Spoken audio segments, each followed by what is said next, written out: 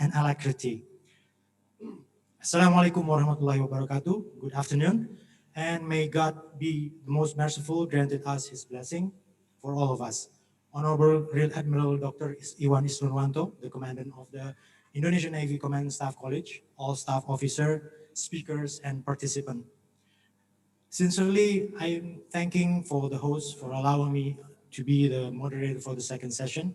It's such an honor for me. And first of all, I would like to greet Selamat siang for all speakers and participants who are directly present in the SESKOAL auditorium. And I would like to welcome all the speakers and participants that attend this seminar online. For those who just recently joining this seminar online, may I inform you briefly on this international seminar. The seminar is exclusively hosted by the Indonesian Navy Command and Staff College, which also known as SESKOAL, as its annual agenda. This occasion is the perfect venue for all school of thought in maritime domain to meet and interact to create ideas and perhaps proposal for the betterment of the maritime and naval world. Regionally, and hopefully regional cooperation to address maritime security challenges. Ladies and gentlemen, as we all know that in the future, many countries, especially those in the maritime domain, shall encounter immeasurable challenges, and no country alone has the capability nor the capacity to address these challenges.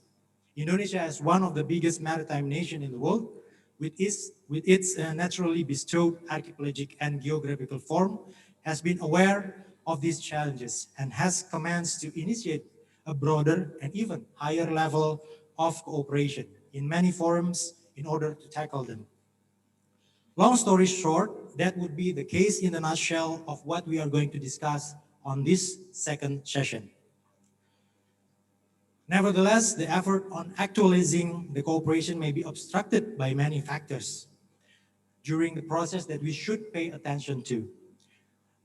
The intriguing part that maybe some of the speakers and experts should mention is the challenge with the unprecedented advent of global pandemic of COVID-19. For this exciting subject, we shall discuss on our term later. To entice the participants offline and online with mind-provoking and novelty of ideas in relation with the subtopic of this second session, we shall have three distinguished speakers, which one of them is already present in auditorium, and two experts, which one of them is also present in auditorium, that will discuss profoundly on the particular subtopic. Before we get to the presentation, we shall watch the video presentation on the profile of the speakers and the experts that has been prepared attractively by the SESKOAL seminar team. Let us view the video profiles.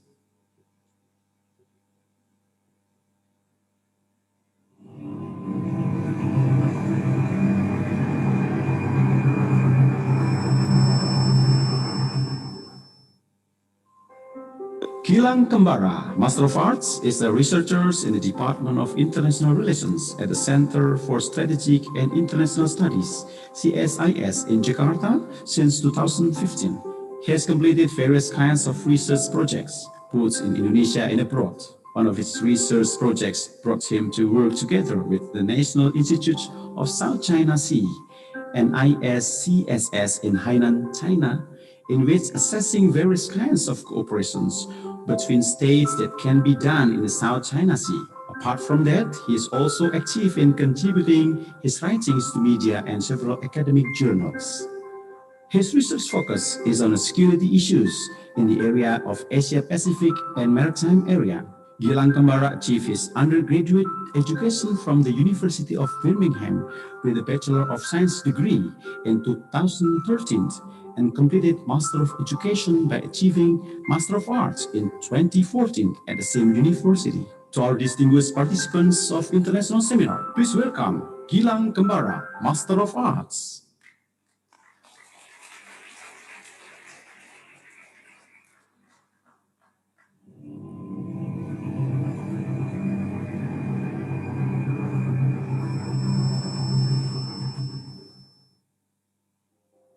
Ipeta Nishida, Senior Research Fellow at the Sasakawa Peace Foundation. Ipeta Nishida is a Senior Research Fellow of the International Peace and Security Department at the Sasakawa Peace Foundation.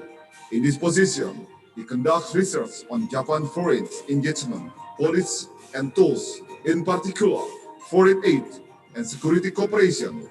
Additionally, he managed on oversees the mutual visitation exchange program for senior field officers between Japan Self-Defense Forces and the Vietnamese People Army, a flagship initiative of SPF on defense cooperation.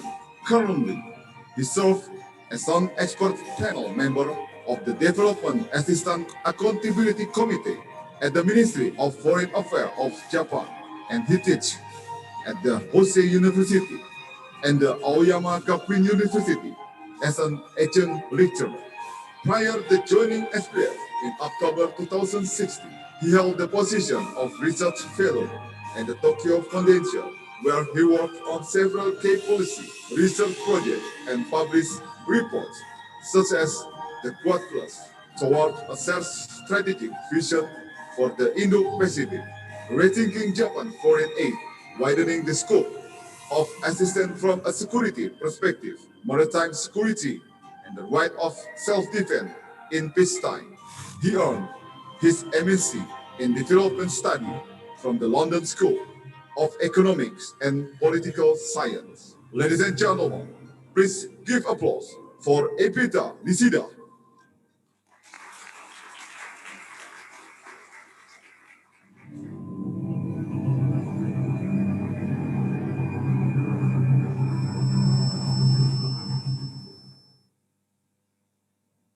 Vice Admiral Predit Kauhan, AVSM, and Bar VSM, retired. An alumnus of the National Defense Academy, the Defense Services Staff College, the Naval War College, and the National Defense College, with BSc, MSc, and MPhil degrees under his belt. Vice Admiral Predit Kauhan is currently the Director General of the National Maritime Foundation, New Delhi, which is India's foremost resources center for the development and advocacy of strategies for the promotion and protection of India's maritime interests. The Admiral retired on 13 November 2013 after an illustration for decade-long career in the executive branch of the Indian Navy. He has had a rich and varied naval career, which included a 3-year deputation to the government of Mauritius, where he set up and commanded the Mauritius National Coast Guard. He has been the principal evaluator of the Navy battle tactics, the head of the naval training team at the Defense Services Staff College, and the principal director of naval operations. His seagoing service incorporates command appointment on 4 occasions, including the guided missile frigate ENS Brahmaputra, and culminating in his command of the aircraft carrier, the Virat. As a flag officer, he was the Navy First Assistant Chief of the Naval Staff, Foreign Cooperation and Intelligence, where he concept and execute the Indian Ocean Naval Symposium, or IONS. As a Vice Admiral, he has been Chief of Staff of the Western Naval Command and was, in his last naval appointment before retirement, Commandant of the Indian Naval Academy, Azimala. He has been commended 3 times by the President of India for sustained distinguished services, not one to rest and pass laurels. He has remained active even after retirement and is a much sought after thought leader, leadership mentor, and an outstanding orator. Apart from being on the visiting faculty of the higher command established of all 3 of Indian Defense Services, as also 3 services established such as the College of Defense Management, Hyderabad, and the National Defense College, New Delhi. He has also been advised the government through his interaction with the Interjet headquarters of the Ministry of Defense, the Ministry of External Affairs, the National Security Council Secretariat, and the Joint Intelligence Committee. He is, in addition, a profile writer with over 85 published professional articles and papers, and a respect expert and fellow of several important think tanks, including the Ananta Aspen Center, the Forum for Strategic and Security Studies and the Center for Advanced Strategic and Security Studies. Ladies and gentlemen, please give applause for Vice Admiral Pradeep Chauhan AVSM and Bar VSM retired.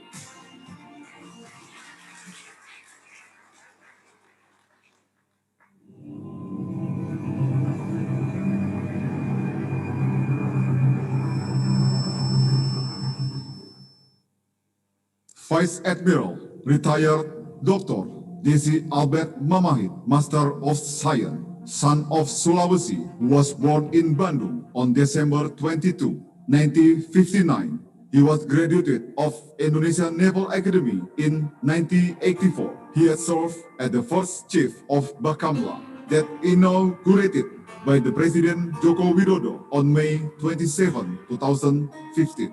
He also got double function as a rector of Indonesian Defense University from 2014 to 2015. He got his doctoral degree from IPB University and master degree of Science from Naval Postgraduate School, Monterey in United States of America.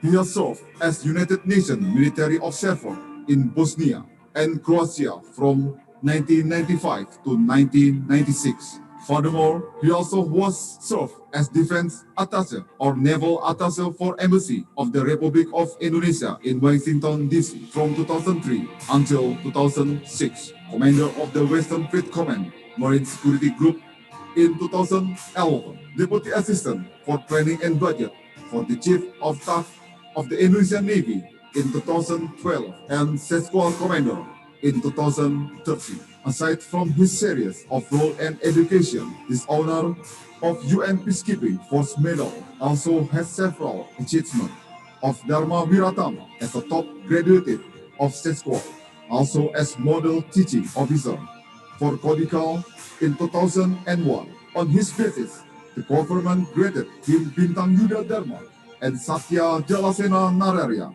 Ladies and gentlemen, please welcome Vice Admiral retired Dr. Desi Albert Mamahit, Master of Science.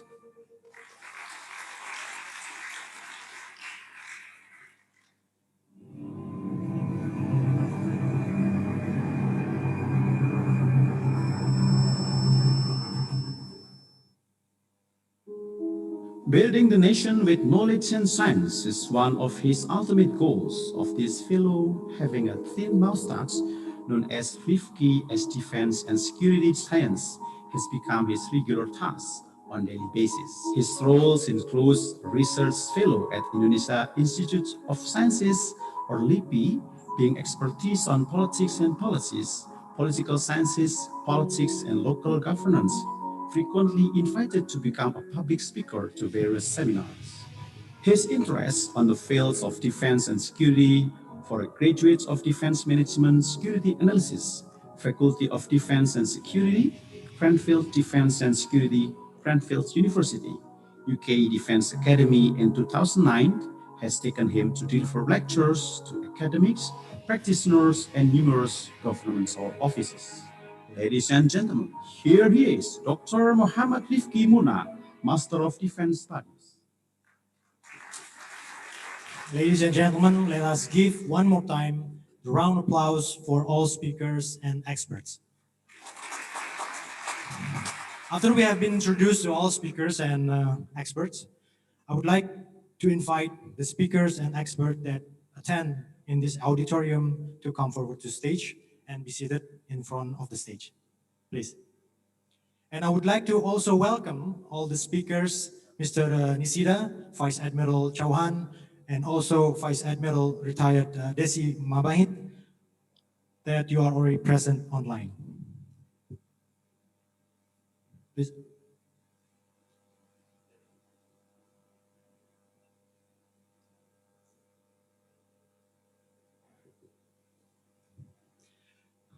So in general, our session today will be divided into 6 parts. We have conducted the first one, opening, and then also the introduction of the expert and speakers. And we are entering for the third part, which is presentation from the speakers, and followed by discussion. And after that, we shall have the expert review responses, and finally followed by closing. However, particularly following Admiral Chauhan's presentation as the third speaker, due to another important agenda that the Admiral must attend, we shall have discussion session respectively for the Admiral right after his presentation. So I would like to tell all of the audience to prepare with your question only for the Admiral after his presentation directly. After it's finished, then we shall resume the question and the discussion session for other speakers.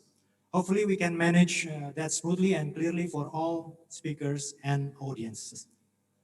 One friendly reminder for all participants that attending the seminar online, please mute your microphone during the seminar. Interaction shall be conducted through the chat box available on the application. Thank you.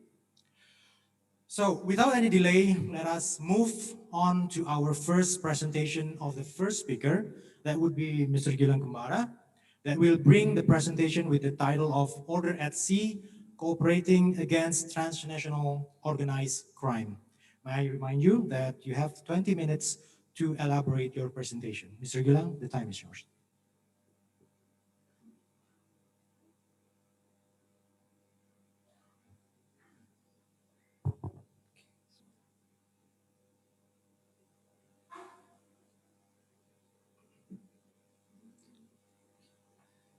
Good afternoon, Laksamana Muda TNI Dr. Iwan Isnurwanto, apologies, Commander of Sekolah Staff dan Komando Angkatan Laut.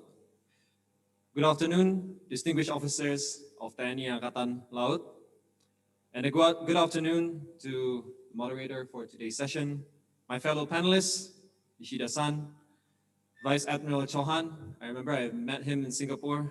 I don't know if you remember to see me. It seems like an ages ago. Vice Admiral Desima Mahit and Dr. Rifki Muna, my fellow colleagues, ladies and gentlemen. My name is Gilang Kembara, as has been presented before, and I am a researcher at the Center for Strategic and International Studies. Now, I am very honored and very humbled to be invited by TNI Angkatan Laut today to address such crucial topic that have haunted the country and the region for many years, not decades. This is my first offline seminar, if I may say, since the pandemic. And again, it seems like years ago since I looked each and every one of the attendants here face to face. It's like it's a bygone era, and I'm very happy to be invited here today. Before I move on, I just would like to make a small disclaimer that the views presented today are expressed solely of my own personal perspective, and it by no means reflect the institution where I hold my profession. So, next slide, please. Today's presentation is structured in a concise format. And for the first part, I will conceptualize the term transnational organized crime, which I'll henceforth be shortened as the TOC. Here I'll try to answer, what does TOC mean? How would a crime be categorized as organized and transnational? What criminal activities are covered by the TOC, etc., and also etc. Secondly, I will talk about the various bilateral engagements that Indonesia has conducted with various nations and what focus must be pursued to further enhance operations against TOC. And for the last part, I'll mention one of the most important multilateral cooperation that exists in combating transnational organized crime. Next, please. The concept of TOC is relatively modern. TOC is born with the advent of globalization and the subsequent rise of economic prosperity, political instability, and dawn of digitalization, which helped to expand the scope of illicit activities beyond a limited scope of area. The effect of transnational organized crime varies between countries and nationalities, but it would always affect human lives, political stability, and economic interests in varying size and proportion. Now, governments around the world possess different interpretations of what constitute a transnational organized crime. Is it 3-person show, 10-person show, Is it run by Al Capone or someone descended from Al Capone? So, a lot of people would think of different sort of institutions of what transnational organized crime is. But now the UNTOC, or the United Convention Against Transnational Organized Crime, is definition of TOC, which is commonly used, broke down the definition of TOC itself by first defining what an organized criminal group is, then the scope of a serious crime, and lastly, it specifies the moment an offense or an activity becomes transnational, as you can see in the screen before you. Now, UNTOC definition provides a clearly specified and commonly agreed baseline to approach transnational organized crime. But there are two limitations which I want to draw here. Number one, UNTOC definition underlined that it took serious crime as a given, in the sense that any serious crimes follow the current extant legal frameworks and definitions and are punishable at the threshold specified within the articles before you. In reality, many countries, such as Indonesia, sometimes does not have the appropriate, or if not, it needs to have refined legislation to effectively deal with criminality at sea, a common challenge for law enforcement, let alone following the guidelines set by the United Nations. And secondly, the definition of transnationality is constrained its focus on state, and in particular, the inclusion of its two-state requirement. Certainly, transnational organized crimes, particularly at sea, take place between states. But as it is in the case of Indonesia, it may take place in between spaces of specific partial or shared state authority. This includes territorial waters, contiguous zones, exclusive economic zones, the high seas, or international straits, or that are carried out by vessels sailing under multiple indefinite or weakly regulated flag state authority. Next, please. The UNTOC definition may be easily comprehended for continental countries to conceptualize TOC that are happening terrestrially. However, for an archipelagic country such as Indonesia, where most of our international borders are porous, it is more difficult to define. As such, to include all offenses carried out in between maritime domains, a shorthand term of blue crime is offered by Buger and Edmonds, which is defined as a serious organized crimes or offenses that take place transnationally, on, in, or across the maritime domain and cause or have the potential to inflict significant harms. Next slide, please. Again, in this slide, I'd like to draw the work of Buger and Edmonds. They've drawn up three perfect categories of blue crime, which are identified as, number one, crimes against mobility, criminal flows, and environmental crimes. Now, the first category on offer is crimes against mobility. It specifically identifies activities that target the movement of goods and international shipping. The main forms of crime included in this category are acts of piracy in their various expressions. The second category you can see there is criminal flows, which concern activities in which the sea is used primarily as a conduit for criminal enterprise, rather than the main site of that enterprise itself. They concern the movement of illicit commodities or the illegal movement of people from their source of location to their markets or destinations while avoiding the law. And the third and last category is environmental crimes, which refers to activities that cause significant harm to the maritime environment, where humans are often only second-order victims. Now, they take place in the context of human activities that engage and interact with the environment of the oceans themselves. Next slide, please. Indonesia has put out a serious concern on the proliferation of transnational organized crime within and outside the country. Realizing that it takes a village to carve up a solution, Indonesia has partnered up with numerous bilateral partners as well as ratifying international accords and agreements that aim to eradicate transnational organized crimes. Next slide, please. Now, based on the data gathered of Indonesia's bilateral agreements on TOC operations, we are able to evaluate on which operations Indonesia has concentrated its cooperation with other countries. Now, please do bear in mind that this list is not extensive. Of course, there are still other countries that is not able to be fit in within this table. But as you can see here, out of the 8 TOC bilateral agreements listed, 5 contain provisions on illicit drugs, trafficking, 4 on terrorism, and 3 on environmental destruction, and also trafficking in persons. Now, this showcased the severity of the threat that emanates out of this TOC operations. Number one, drug trafficking has been considered as the bane of criminal activities in Indonesia. Badan Narkotika Nasional, or the National Narcotics Board of Indonesia, reported up to 33,300 narcotics cases in 2019, with up to 112 tons of narcotics seized, 42,600 suspects arrested, and 84 narcotics syndicate eradicated. Second, in regards to terrorism, Indonesia's experience in countering violent extremism and acts of terrorism has continued to put the threat of terrorism at the top spots. Although terrorist acts have reduced significantly following a spate of terror attacks in 2017 and 2018, Indonesia remained vigilant in anticipating future resurgence of terror threats that would emanate internally or externally, as we have seen in the southern Philippines in 2018. And third, trafficking in persons has picked up the trend based on reports of false-based advertising that entice job seekers of lucrative remuneration by working overseas. Now, as we all remember, the most prominent cases that have hit the country in recent years came from the overseas fishing industry, which are accused of employing Indonesian shipmates illegally through the services of bogus human resource service providers. Next slide, please. I wish to highlight several key areas of focus on bilateral cooperation.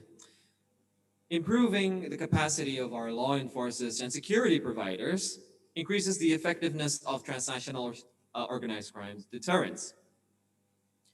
Better capability on their side would entail an increase in effectiveness and the tactics in fighting criminal activities. Now, we could also say that by improving the quality of the human resource of the nation as a whole, there would be a reduced temptation by the people, or at least by future perpetrators, to engage in transnational organized crime activities. Secondly, we know that information is king. And by being one step ahead of our perpetrators, we allow ourselves to box in these criminal activities. Being able to have the knowledge of planned activities that are being carried out, either domestically or internationally, is like hitting a gold mine.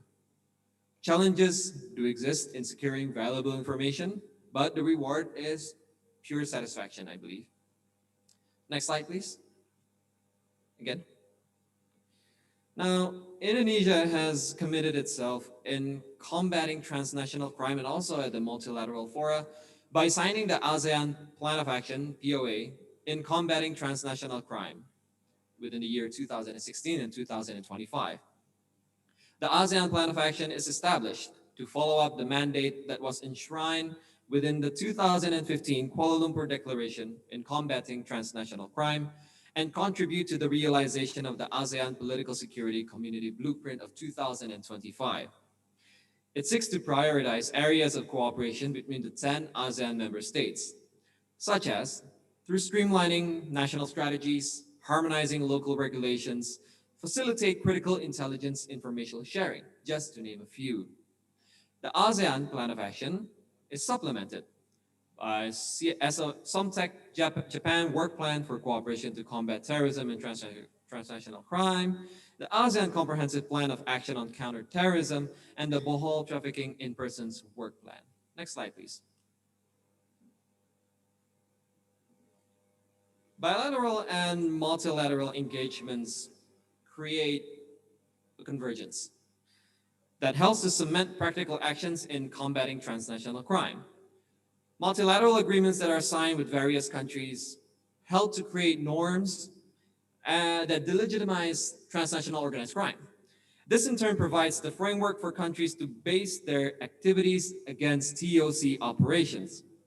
Now, the frameworks would produce work plans, which highlights areas where countries should advance to bolster cooperation.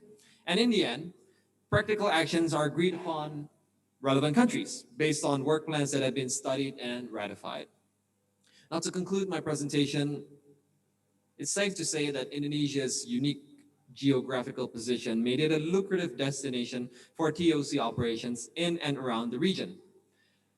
However, current conceptualization of transnational organized crime is somewhat limited in defining the scope of TOC operations that would occur in areas between states. For Indonesia, this translates to its maritime domain, which houses most of its international boundaries, I believe, with 10 other countries. In so doing, the new conceptualizations offered by Buger and Edmonds clearly help to fill in the gap in areas where perpetrators of TOC are actively using in carrying out their operations. Indonesia is well aware of the threats that came out of these three categories of blue crimes. The bilateral relationships that it forms with its peripheral neighbors reflect which TOC threats are considered to be the most important to be swiftly dealt with. In addition, the various multilateral agreements that have been ratified by Indonesia help build a norm that would delegitimize any form of transnational organized crime. With this, I will end my presentation and I'll give the floor back to the moderator. I hope I've been keeping a time check. Thank you. Thank you, Mr. Gilang Kumbara, for your comprehensive presentation. There's a lot of points that quite intriguing for us. There are several points that I take from the presentation of Mr. Gilang Kumbara. The first one, that the conceptual of blue crime to include within the transnational crime within the maritime domain.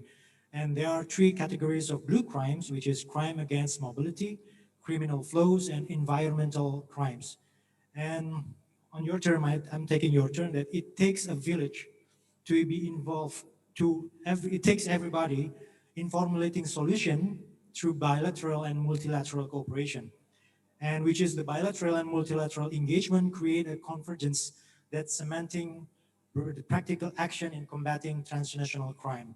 And also that having information advantage in combating transnational organized crime is very crucial. However, I don't want to lead the participants to any assumption, so we shall discuss further on that point later on the discussion session. Now we are moving to our second speakers. I believe Mr. Nishida is already online. So Mr. Ipeta Nishida will deliver the presentation with the title of Bilateral and Multilateral Cooperation for Humanitarian Assistance, Disaster Relief, and Global Pandemic Responses. Mr. Nishida, you have 20 minutes to deliver your case, and the time is yours. Okay, great. Thank you very much. First of all, can you hear me? Yes, we can. Excellent. All right. Thank you very much to the SESKOAL, the host of this program.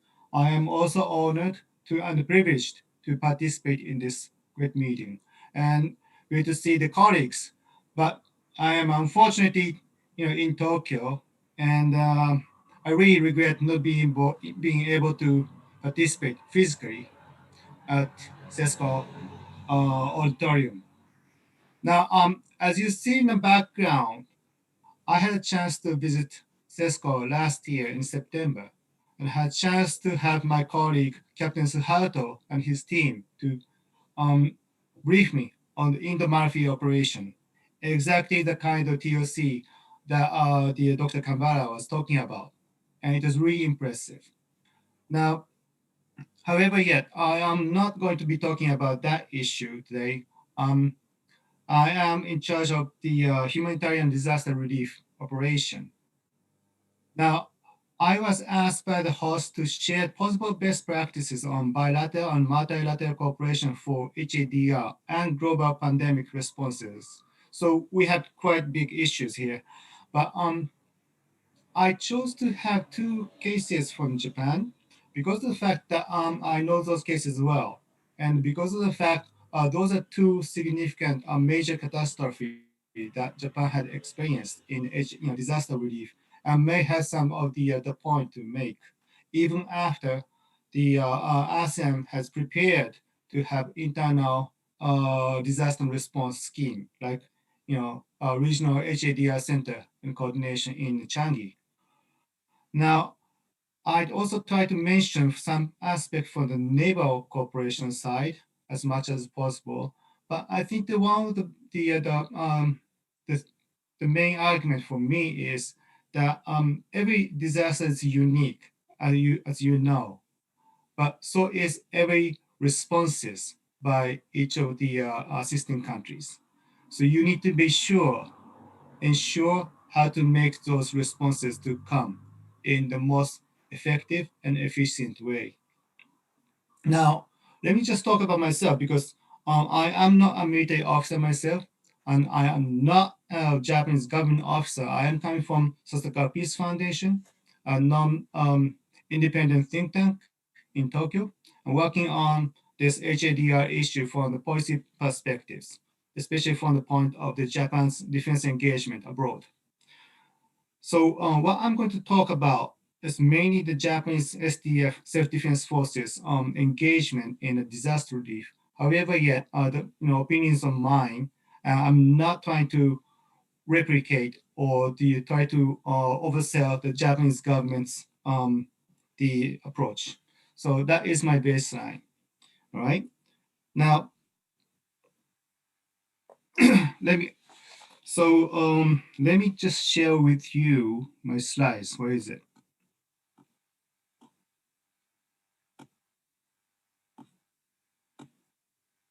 Do you see it?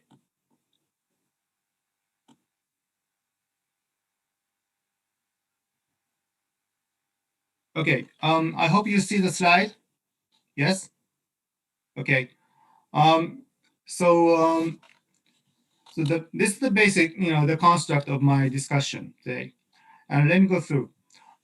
So the map you see is the summary of the SDF external disaster relief operations so far. Since 1987, they count 157 teams dispatched today until today, but this includes the civilian missions. And if you just count the SDF mission, it counts 22, and you see those ones on the map. And out of those 22 missions, 18 are in the Indo-Pacific regions. And these include three operations categorized as humanitarian assistance by MOFA, as you see in the gray color, like the Malaysia Airlines case in 2014. More specifically, while the cases responded for the West and South Asia region are mostly for the inland earthquake, and MSDF, Maritime Self-Defense Forces, had limited role to play or supportive role to play in those cases. The cases in Southeast Asia had maritime nature, and the MSDF had major roles.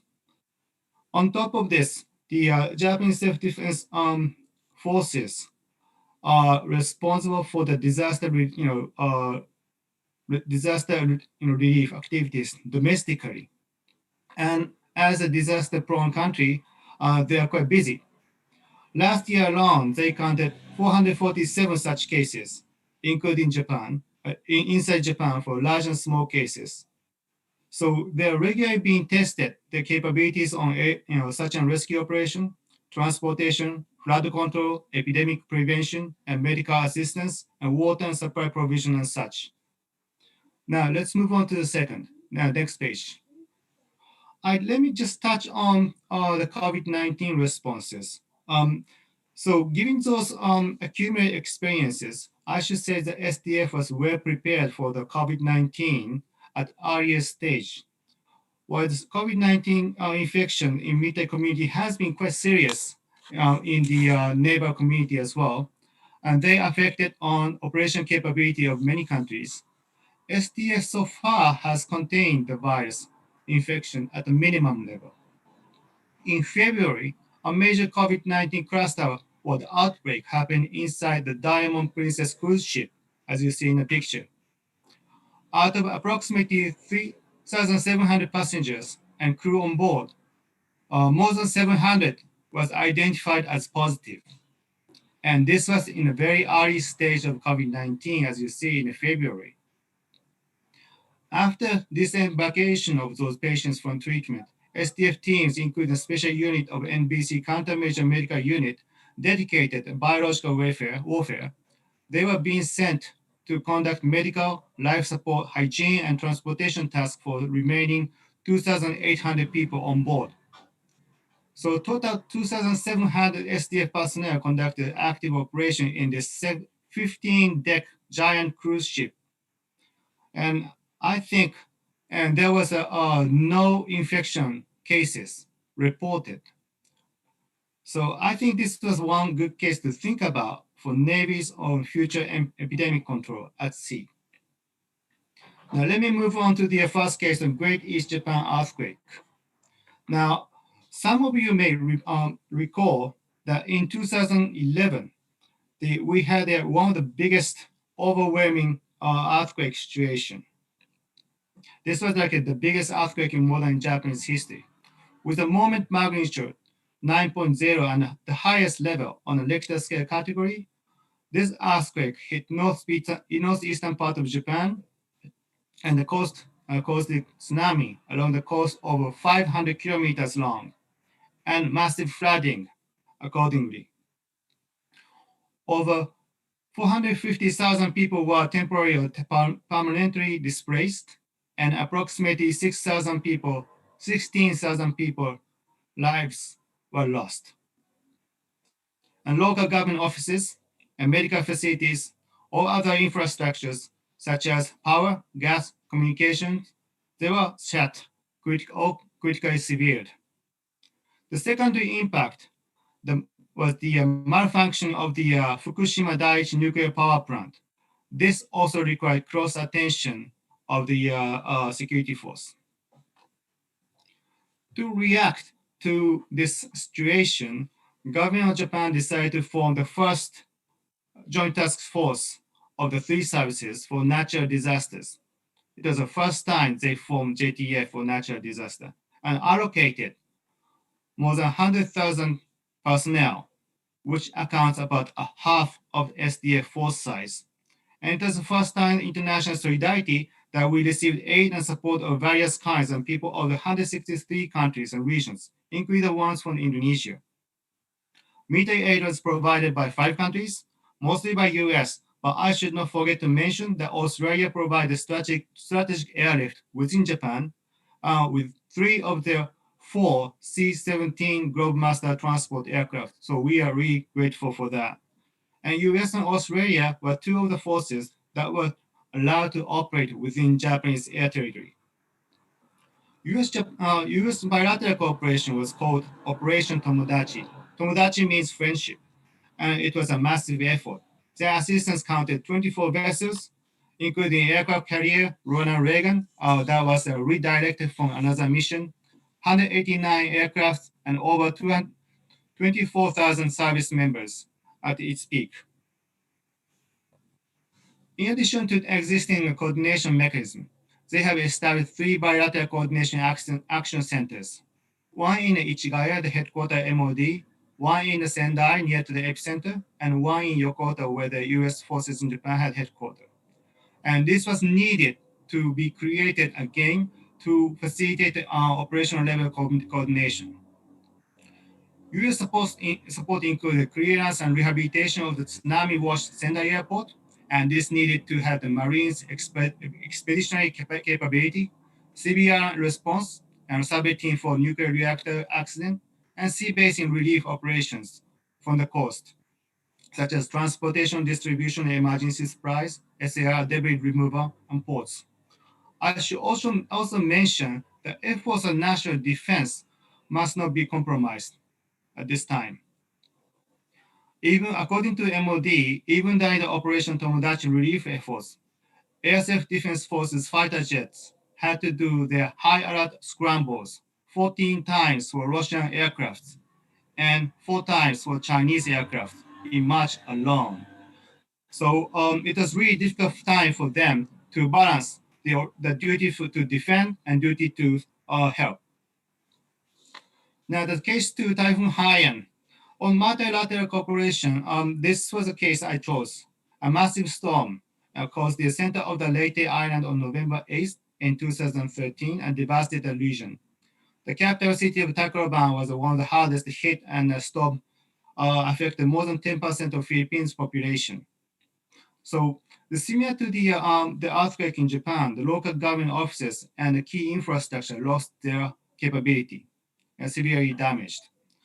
And after the typhoon, perhaps because there was early warning of this approach of the typhoon, 29 militaries, including Taiwan, arrived to make the relief and rehabilitation of the country. While many countries provide air and naval asset transport, relief items, and rescue teams to Philippines, U.S. Japanese navies provided airlift and landing assets that were critically needed to do terminal transportation operation in the archipelagic region. Under the civilian-led Japanese disaster relief mission, the first JTF for external disaster relief was organized, and from MSDF, the three ships, helicopter destroyer Ise, amphibious landing ship Osumi, a replenish oiler Towada, as well as the landing craft Yakushin and SH-60 helicopters are being dispatched. So it is really the idea was given from the U.S. Operation Tomodachi to do the similar kind of sea-basing, amphibious operation in this environment. Now, MOD received a request from government Philippines on 12th of November, and the same day as they sent the advanced unit.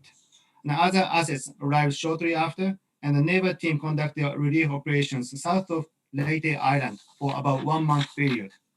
And it was really fortunate that Armed Forces of Philippines, AFP, opened MNCC, the Multinational Coordination Center, for the 29 militaries. And it was not the fast enough, but good enough to have the coordination hub for those militaries. They facilitated coordinate their activities, such as location of the operation or type of operation, checking their capabilities against the field needs. Also, the MNCC was important to have common situational awareness and the information sharing among the partner countries. In addition, it was important that AFP sent out the liaison officers to many of the assistant militaries so that they became the POC with AFP and guided local activities. And it was really needed because we didn't have much of the local awareness.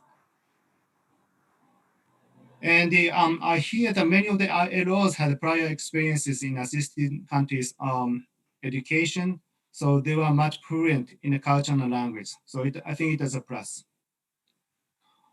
And while the multinational nature of the support was mainly done through the MNCC, most military operations are operated bilateral in nature, and particularly at the early phase.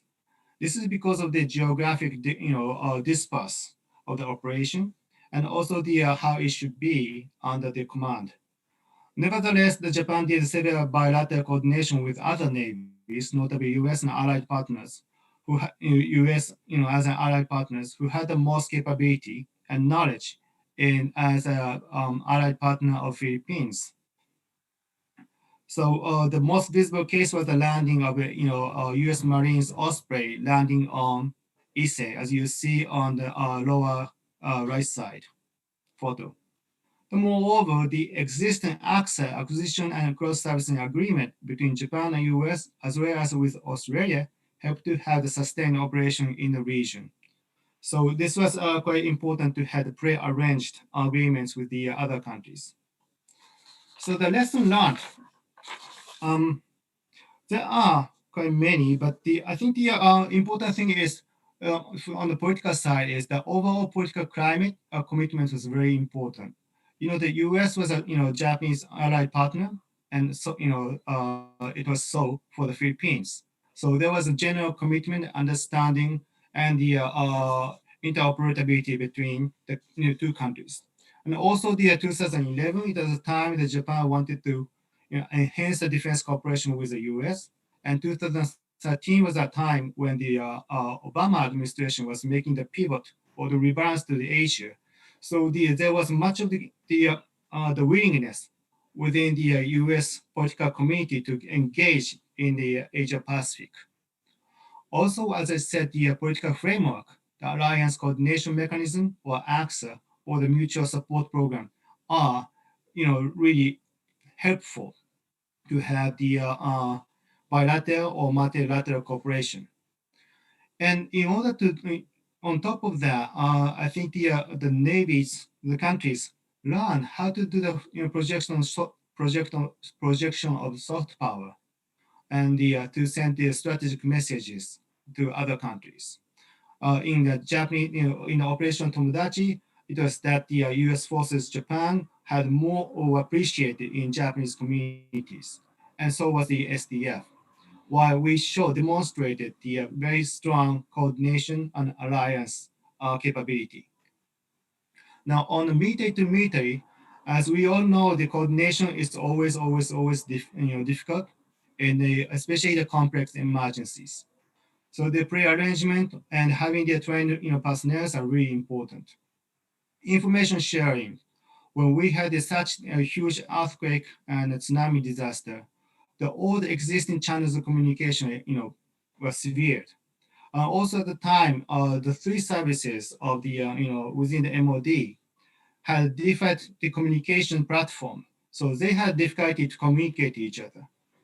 So the having the same or the alternative communication platform and method in terms of the which could be leveraged in time of the emergency is really important. And physical access and proximity is important. U.S. forces in Japan are being stationed in Japan, so they were closer, and they were able to help. They knew the geography, people, how to work things out. And also in time of the Typhoon Haiyan, the most of the U.S. forces deployed were from Okinawa or Sasebo, so they were in Japan as well. So it is really important to have those U.S. capability stationed in Western Pacific because they are the only one who had real strong capability to provide. Equipment wise, the Japan learned very hard from the earthquake. This amphibious operation capability, airlift and landing capability to do the terminal transportation is important. So they did the same in the Philippine case, and it is really nice to have the interoperability among the other countries.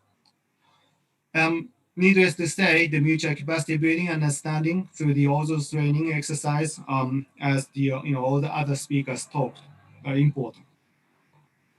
Now, finally, I would like to just touch on a couple of things.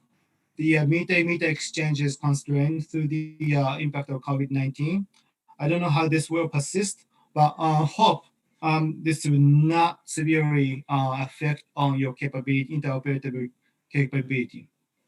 But moreover, what is important is that the fiscal impact this cause on the major supporting countries like Japan, Australia, US, and other forces, that can have more impact on the way of how they calculate when they dispatch their relief operations. Because, as I said, every reaction is also unique. Every country makes the calculation at each time, how they want to do the cooperation, right? And operationalizing on the HDR cooperation itself, operationalizing mutual commitment is really important. So the CC in Changi is important. Also, the ASEAN has the standard operational procedure for the disaster relief. That is also important. But how much can you operationalize it? Or how much can you bring other assets bring into this region is going to be very important. Lastly, the active effort to keep those fast responders in the region is very important because as we saw, there are some few countries which has the highest level of the capability, and it is important to keep those countries being engaged and to know how to do the things with your country. So that's all, and I'm hoping that our bilateral cooperation with the Indonesia will continue very well. The Prime Minister Suga's visit to Indonesia as one of the first destination for his first year overseas tour was successful. He talked about the defense equipment transfer issue as well, and I hope that will go on and to have the further deepening tie between the two countries. Thank you very much, and I'm sorry I went over a couple of minutes. Thank you.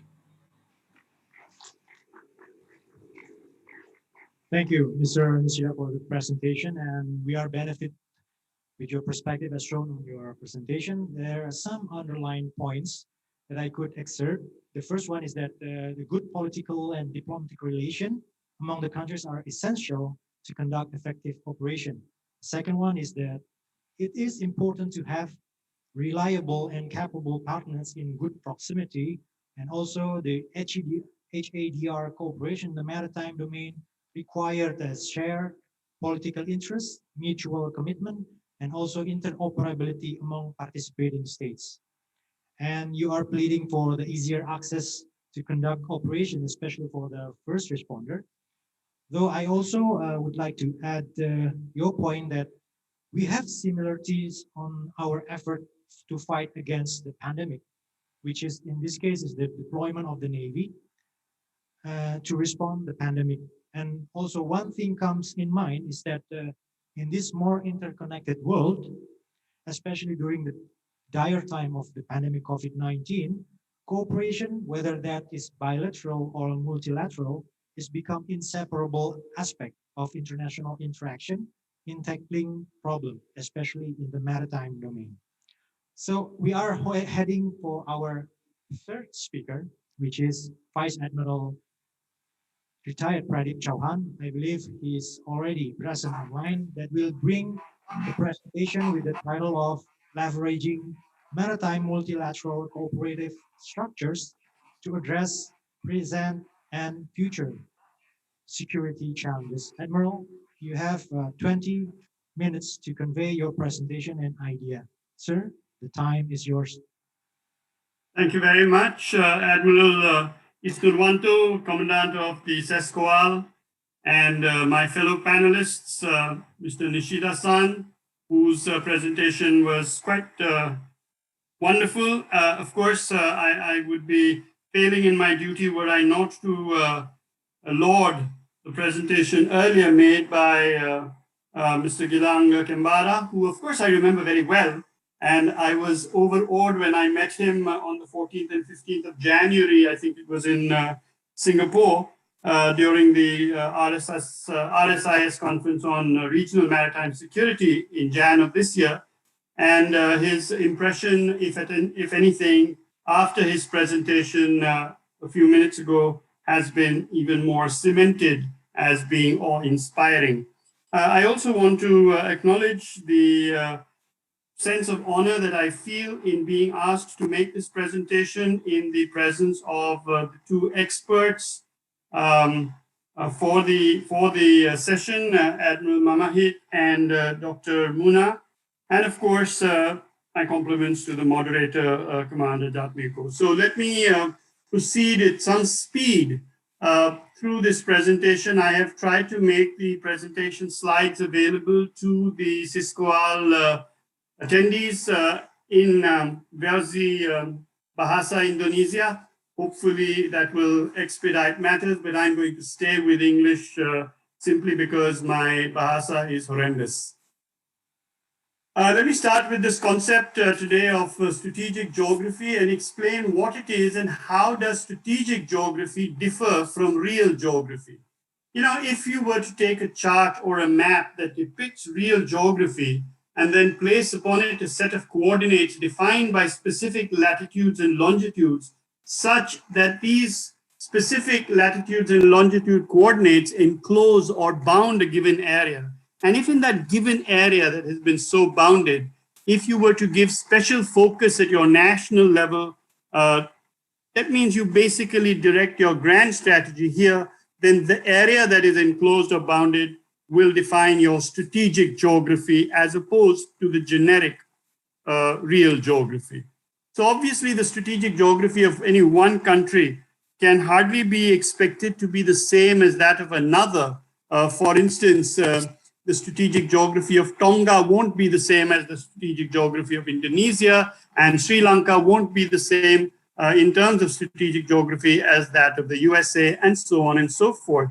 So as a sovereign power, the name that we in India have given to our strategic geography is the Indo-Pacific.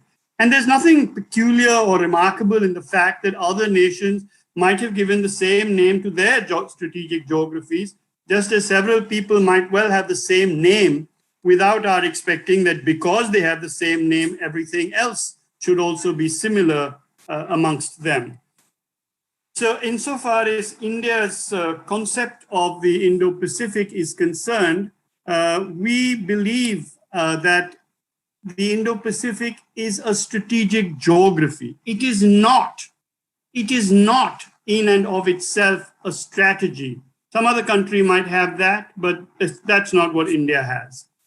On the other hand, the Indo-Pacific constructs of ASEAN and Japan and France and Germany now coincide with that of India. And while that of Australia and the USA, they do not presently go west of the Indian subcontinent, yet there is an increasing evidence of a gradual convergence. Our own grand strategy within this region is founded upon 5 Hindi words, all of which start with the sound S. And since India and Indonesia share very many etymological attributes, I don't think these will be terribly unfamiliar. These words are Samman, meaning respect, Samvad, meaning dialogue, Sahyog, meaning cooperation, Shanti, indicating peace, and Samriddhi, meaning prosperity. Now, I'm not going to read out this entire slide because A, it's already been made available to many of you, but to emphasize that we believe really in the following issues: inclusivity, pluralism, coexistence, openness, by which we mean transparency, which is indicative of openness of both intent and openness of action, and dialogue. We believe that we want to promote a rules-based international order in which the rules are not made in one country alone, but are arrived at by mutual consensus amongst all nations. And we believe very strongly that that is the foundation upon which we can construct a free and open Indo-Pacific. But no matter where, we understand that the Indo-Pacific is only predominantly, but not exclusively, a maritime space. And yet, no matter where different countries position the boundaries of their own areas of interest or their own strategic geographies, we are going to talk maritime at all stages. Now, the maritime power of any given country is, of course, given tangible expression via its internal or external articulations of some maritime policy. I'm very impressed by Indonesia in that Indonesia has a Indonesian sea policy formally articulated and promulgated. It has an Indonesian ocean policy. And in India, we are still at the draft stage of formulating the national maritime policy. I'm very happy to say that the National Maritime Foundation has been a major contributor, but nevertheless, it is still draft. That having been said, this is the basic model of any national maritime policy. It must rest upon 2 fundamental pillars, that of the blue economy on one hand, and holistic maritime security on the other hand. Both these pillars themselves must rest upon a legal framework in which national or municipal law is reconciled with duly ratified international law. Now, in actual fact, it is here that most of the countries of the region face the largest problem. And when we finally talk today about cyber crime and information warfare, you will see that this part plays an inordinate role. It is only when this reconciliation has been complete that we can reconcile, we can integrate the activities of the various maritime stakeholders, ranging from mercantile trade to militaries to coast guards to all these kinds of things. Sorry. To all these kinds of things. And Obviously, I wanted to emphasize that obviously having national maritime policy is clearly not the same as having a strategy. If you consider the difference, it's sufficient for you to just have the assertion in place that Indonesia is an independent, sovereign, free nation. Now, the terms free and independent and sovereign and nation, these are all concepts. And each concept reflects a desired end state. So if you look down the hierarchy or the flow of logic, a concept will reflect a desired end state, which is given expression through a statement of policy, which once it has been articulated or expressed, defines one or more interests that need to be analyzed so as to yield a set of objectives. And those objectives are sought to be attained by formulating one or more strategy.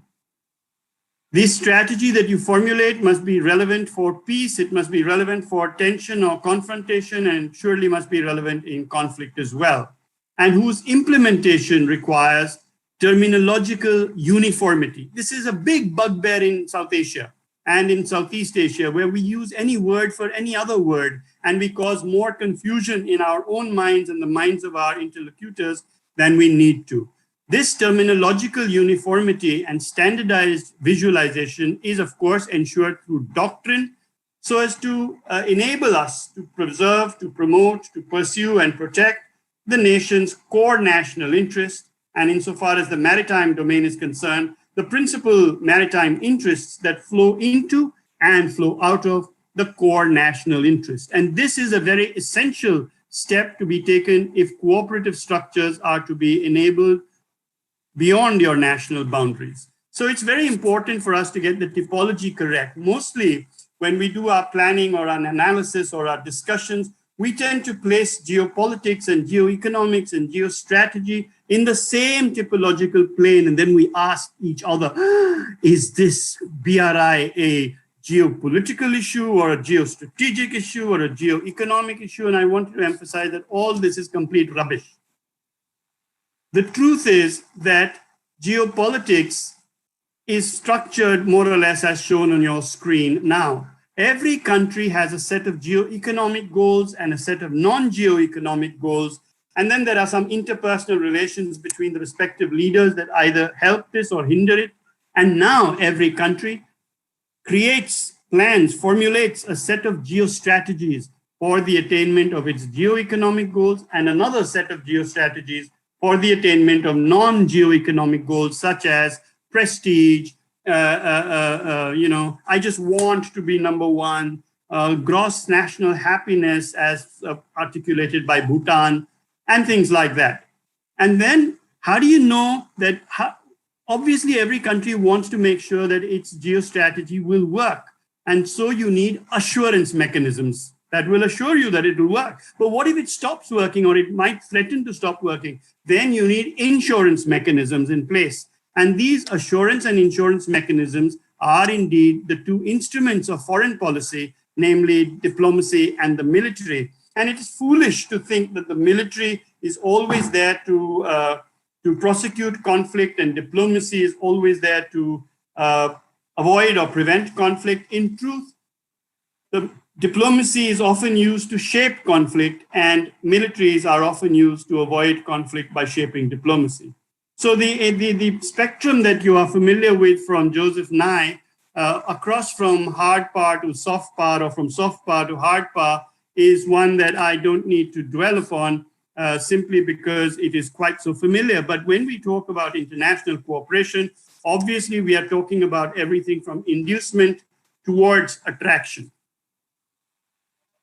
Security itself is obviously more than military security, and while traditionally security was thought of only in terms of the defense of territory within a state system whose defining characteristic was an incessant competition for military superiority, today most countries and most governments, especially those of Indonesia, Japan, India, Australia, the USA, all recognize that there are many dimensions to security. And while the military dimension might well be the most important one, it is still only one. Similarly, the word maritime represents much more than the Navy Coast Guard amalgam, and there are many features of a country's maritime power which have little to do with the Navy or its Coast Guard. Maritime security, therefore, in so far as India is concerned, has been defined by our Prime Minister erstwhile, who said that it is freedom from threats arising in the sea or from the sea or through the sea. And these threats could be either man-made, they could be natural, they could be a combination of both, such as climate change. And you are familiar with this typology. I don't need to dwell upon it. But it is a country's maritime vision, ladies and gentlemen, that shapes the cooperative structures that each nation seeks to create. In our case, we have some remarkable similarities between the maritime visions of India and Indonesia, as shown on this slide, where you can see that both countries have a vision that encompasses at least 7, not pillars, because the word pillars indicates some silos, but really 7 spokes of an interconnected web incorporating maritime security, ecology, science, technology, academics, disaster risk management, risk reduction, capacity building, capability enhancement, resource sharing, and so on and so forth. India approaches the whole construct through its principal primacy given to constructive engagement. And our approach is that of SAGAR, which is an acronym standing for security and growth for all in the region, apart from being a Hindi word for the ocean. And this is the Indian diplomatic and military diplomatic outreach. This is not contesting somebody else. This is simply trying to pursue regional interests whose attainment and whose achievement will automatically create the attainment and achievement of India's own maritime interests. This is exactly the same for Indonesia, as Indonesia was even ahead of India in formulating the maritime fulcrum concept and placing the structures that were required for it. So I think that once again, we have remarkable similarity between our approaches to construct. Now, in the Pacific Ocean, there are these set of Venn diagrams that I show you are pretty much familiar to you, because we start with ASEAN, we go on to in 1994, we go to the ARF, and then in 1999, we have ASEAN +3. We have the East Asia Summit coming up in 2005 and cementing the region really, because this is the political hub now of the Southeast Asian area.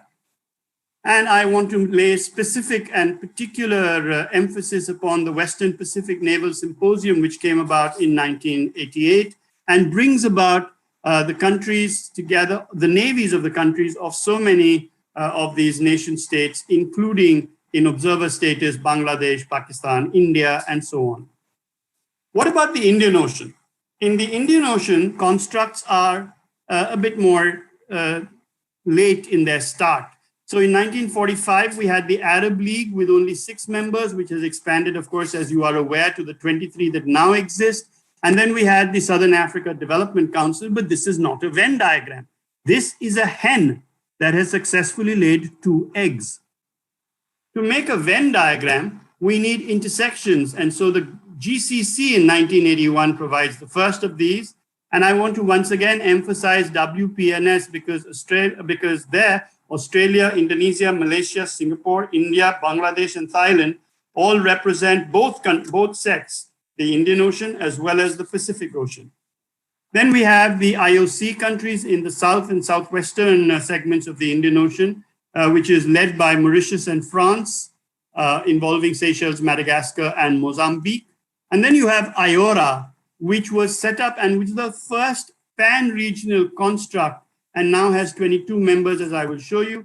Then we have BIMSTEC, which is a sub-regional organization set up to incorporate India, Bangladesh, Thailand, Sri Lanka, Bhutan, and Nepal, despite Bhutan and Nepal both being landlocked.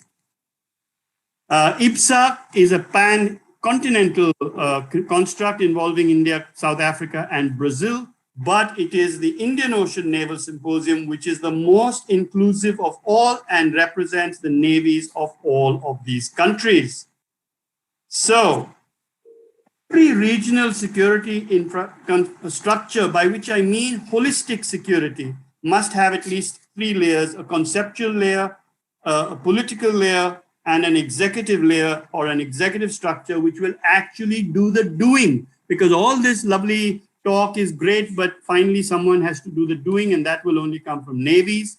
So in the Western Pacific, I think that we could say that the conceptual structure is represented by the ARF, while the political structure is most certainly that of the East Asia Summit.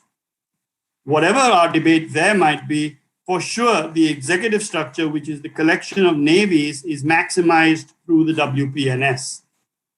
In the Indian Ocean, the conceptual structure starts from Sagar and moves across with greater specificity now to the Indo-Pacific Oceans Initiative. And as I said, the political structure is that of IORA, and hopefully we will keep expanding IORA to make it IORA Plus as we achieve greater and greater maturity amongst navies, amongst nations, amongst maritime powers.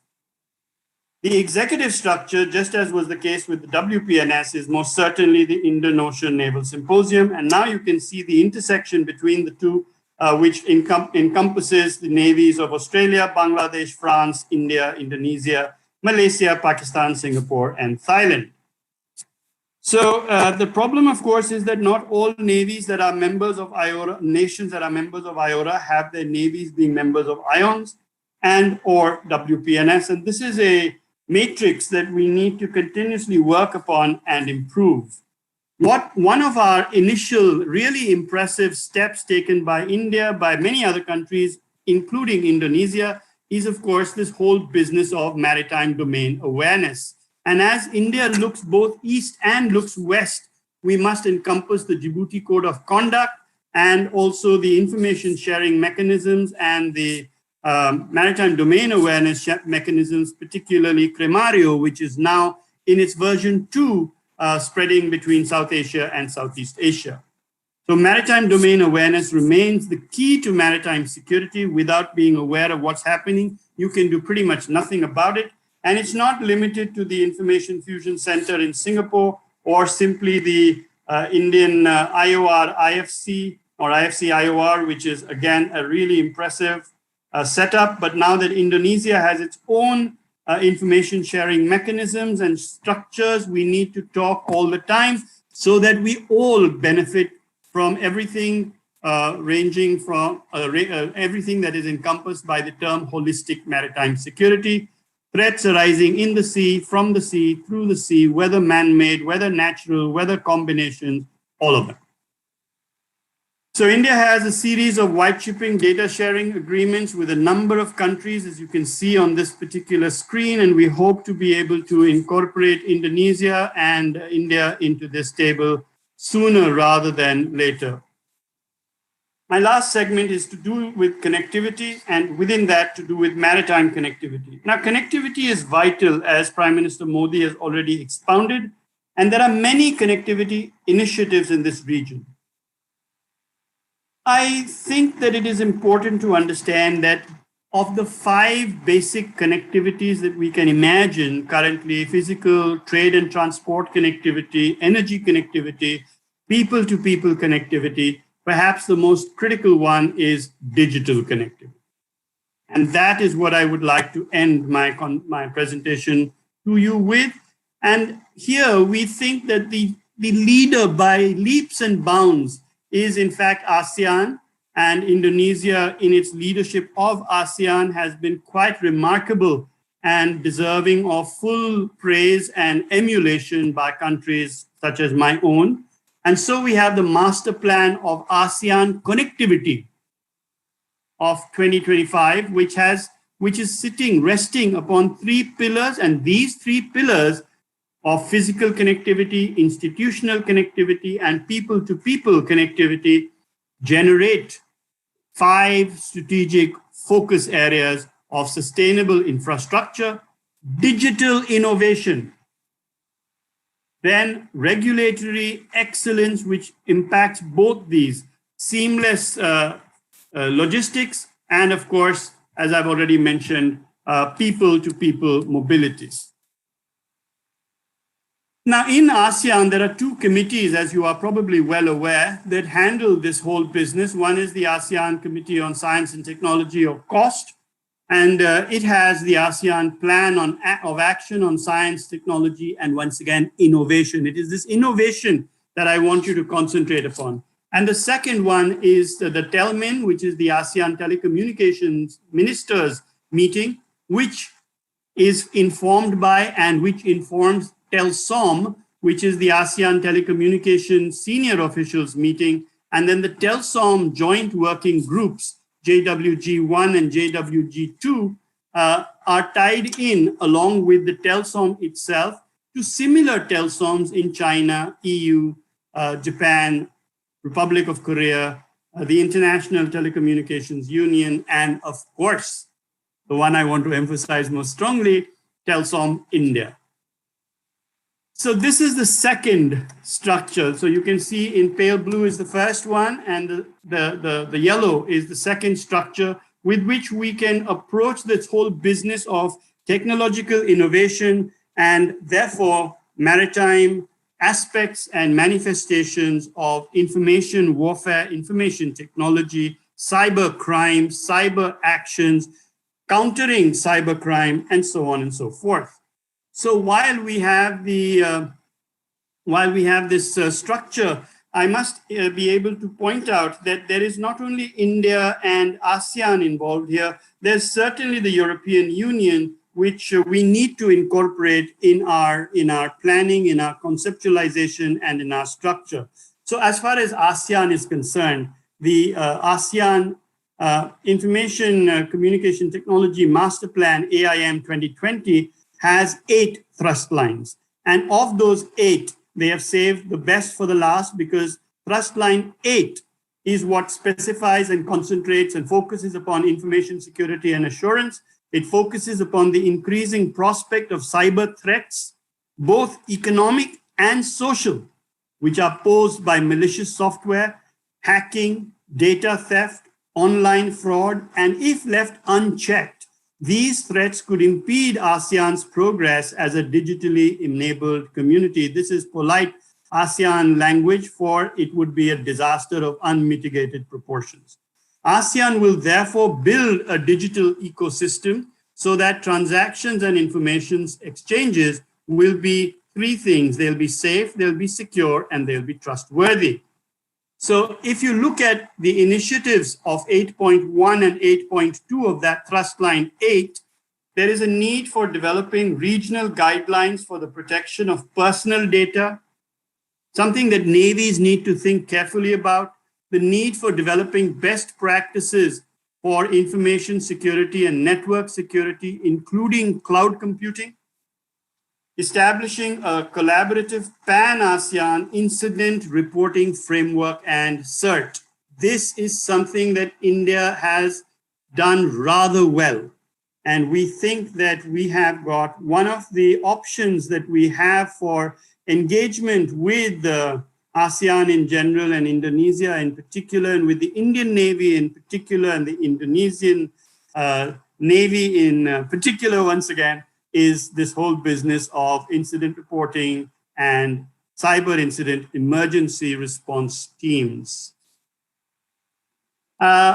India ASEAN Track 1.5 meeting on cyber issues was a huge success when it was held in Delhi in October of last year. And issues were addressed under 3 broad frameworks: data governance, incorporating the models, the goals, and the possibilities. Then we took stock of the cyber insecurity issues in Asia and cyber norms and processes and what is the way forward. So this is an area, a document, a report, a set of proceedings that we would do exceedingly well to actually concentrate very heavily upon. We were delighted that the government of India was represented at a very senior level with Secretary East herself chairing the session, and we think that this if nothing else, is the way forward for cybercrime. Let me tell you that as we finally proceed towards issues relating to smart shipping, smart ports, ASEAN Master Plan for Connectivity, all these are more and more liable to cyber disruption. Can you imagine a set of cranes that are no longer required to be physically manned, but are controlled by computer networks from a control station? And if there is to be malware introduced in that, the disaster that will accrue. As we become more efficient in digital terms, we also become more and more vulnerable. So vulnerabilities, it is not that India and Indonesia and India and ASEAN are not working this together. But as they say, it's a case where we don't just want much, we want much more, because the relationship, the importance of both India and Indonesia to international trade, to bilateral trade, and to regional trade, as well as regional movement of people in terms of cruise shipping, in terms of roll-on, roll-off cargo shipping, in terms of ferry craft, is going to keep increasing. And therefore, I'm delighted that this track 1.5 mechanism is in place. And I would urge that all my Indonesian colleagues and friends to support this, participate in it, disseminate it, and have specific seminars and webinars on this very issue. India has launched centers of excellence in software development and training in Cambodia, in Lao PDR, in Myanmar, in Vietnam, and is working also in terms of funding all this. And so India is a global leader in the whole business of cybersecurity, and we would love to be able to share that experience, that influence, that expertise with the region for the benefit of the region, in which, if the region benefits, India benefits. So let me end by saying once again, India's approach is that all economies rise with the rising tide. All boats rise on a rising tide. India does not believe that the Indian economy can somehow magically do wonderfully well riding on a crest of a wave while other economies of the region are wallowing in a trough. If India wants its economy to do well, the whole Indo-Pacific region's economies have to do well. If that has to happen, we have to have structures for constructive engagement. And of those many structures, the one we need to concentrate upon is the structures of the future, and that is cyber and information warfare structures. The last point I want to mention is this business of undersea cables, in which we are more and more dependent upon undersea cables and their safeties. Most of these cables belong to private operators, and we don't have regionally stabilized and equivalent laws. This is probably the only book that there is. And we need to concentrate upon this part about public international maritime law if we are going to enter the digital space and the digital century with any degree of confidence. I will stop there. Thank you very much for your attention. Thank you, Admiral Sir, for your deep and useful insight on the topic of leveraging cooperation in addressing challenges. There are many enlightenment ideas that you elaborate on your presentation, which is especially the typology of geopolitics, geoeconomics, and geostrategy that we may comprehend incorrectly all this time. And also the digital transformation in the region of Indo-Pacific, including ASEAN. Several takes that I noted from your presentation, they are the strategic geography that differ from real geography, and India calls its strategic geography as Indo-Pacific, and similarity between India and Indonesia's maritime vision that open up for cooperative structures. There are 3 layers required to build regional security structures that include of conceptual, political, and executive structures. And I may underline also the connectivity is vital, and it is necessary not only to build infrastructures, but the most important is to build bridges of trust. There is also idea that intersect with Mr. Gilang presentation, which is on the freedom of maritime threats, that coincide with the crimes against mobility and criminal flows. And we are moving on to the question and answer session. So we have planned before that the following question and answer session is respectively for the Admiral Tahun presentation. So we shall have a direct question and answer session and discussion session. Maybe we shall have maybe 3 questions, which is one from the audience in the auditorium, and also perhaps 2 questions from the participants online. If there's an audience would like to pose question and inquires to the Admiral, kindly raise it directly to the Admiral. However, may I remind all participants on the mechanism of the discussion session, which is the first one is to identify yourself, stating your name, rank, and also the institution where you are working or prior on posting a question. Then state the speaker, definitely is the Admiral for this question and answer session. And mind to keep your question concise and on point without an unnecessary assertion. I hope the rules are clear now. Shall we have the question for the Admiral? Maybe for Mr. Gilang and Mr. Nishida, could you stand by for a moment after the question and answer session for the Admiral, and we're going to have a session for the other speakers. May I have one question from the auditorium? Yes, please.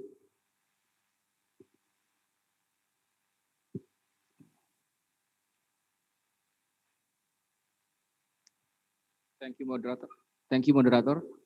First of all, I want to introduce myself. I'm Lieutenant Commander Sony Sandra. I'm a student officer from Indonesia Naval Staff and Command College. I have a question for the Vice Admiral. My question is, in your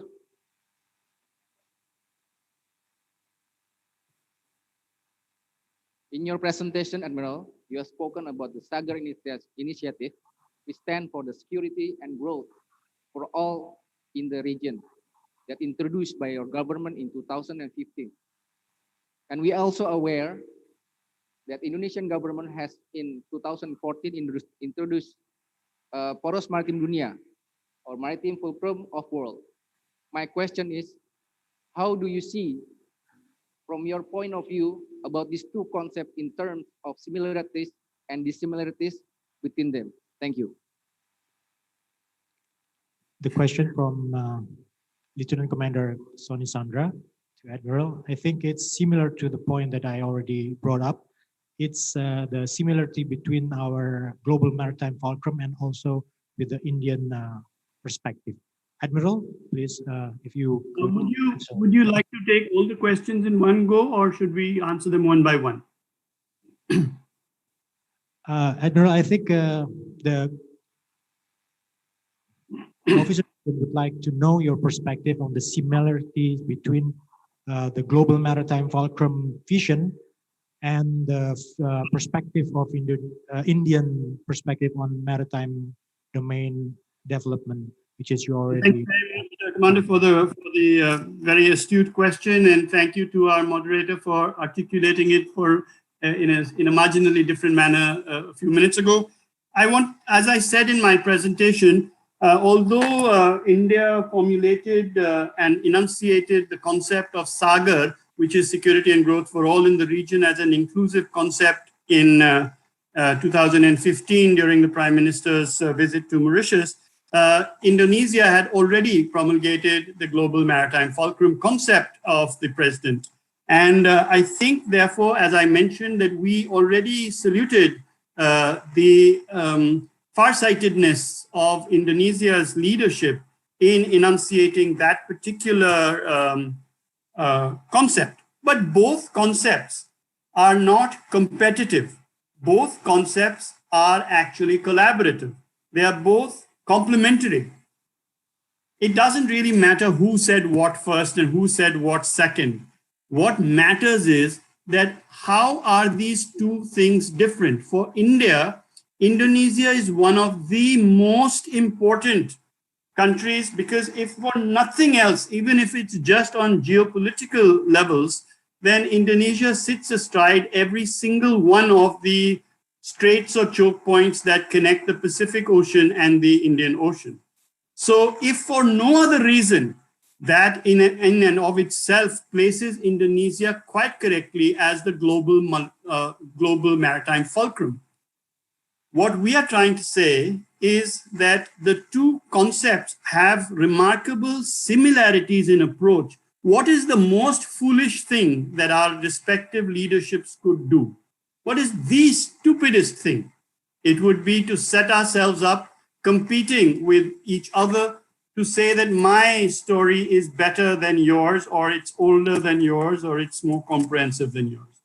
That is why moving further towards specificity from the Sagar concept and from the GMF concept, we have the IPOI as an initiative, which is the Indo-Pacific Oceans Initiative, which is not what India wants to do in all of those figures. It is that if I handle maritime security, will you please handle plastics? Will somebody else handle HADR? Will Japan fund that? Will Indonesia please represent for information sharing? How should we cooperate? And that is the answer. This part about entering into competition with very similar conceptual structures would be, I think, imprudent, if nothing stronger. I'll stop there. Thank you, sir. Is that clear enough for the question to be answered? Okay, thank you. Do we have a question online that we can pose to the Admiral?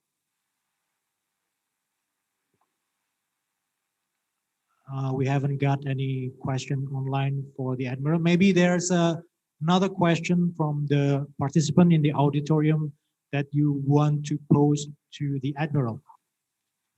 Is there any question, perhaps? Oh, okay.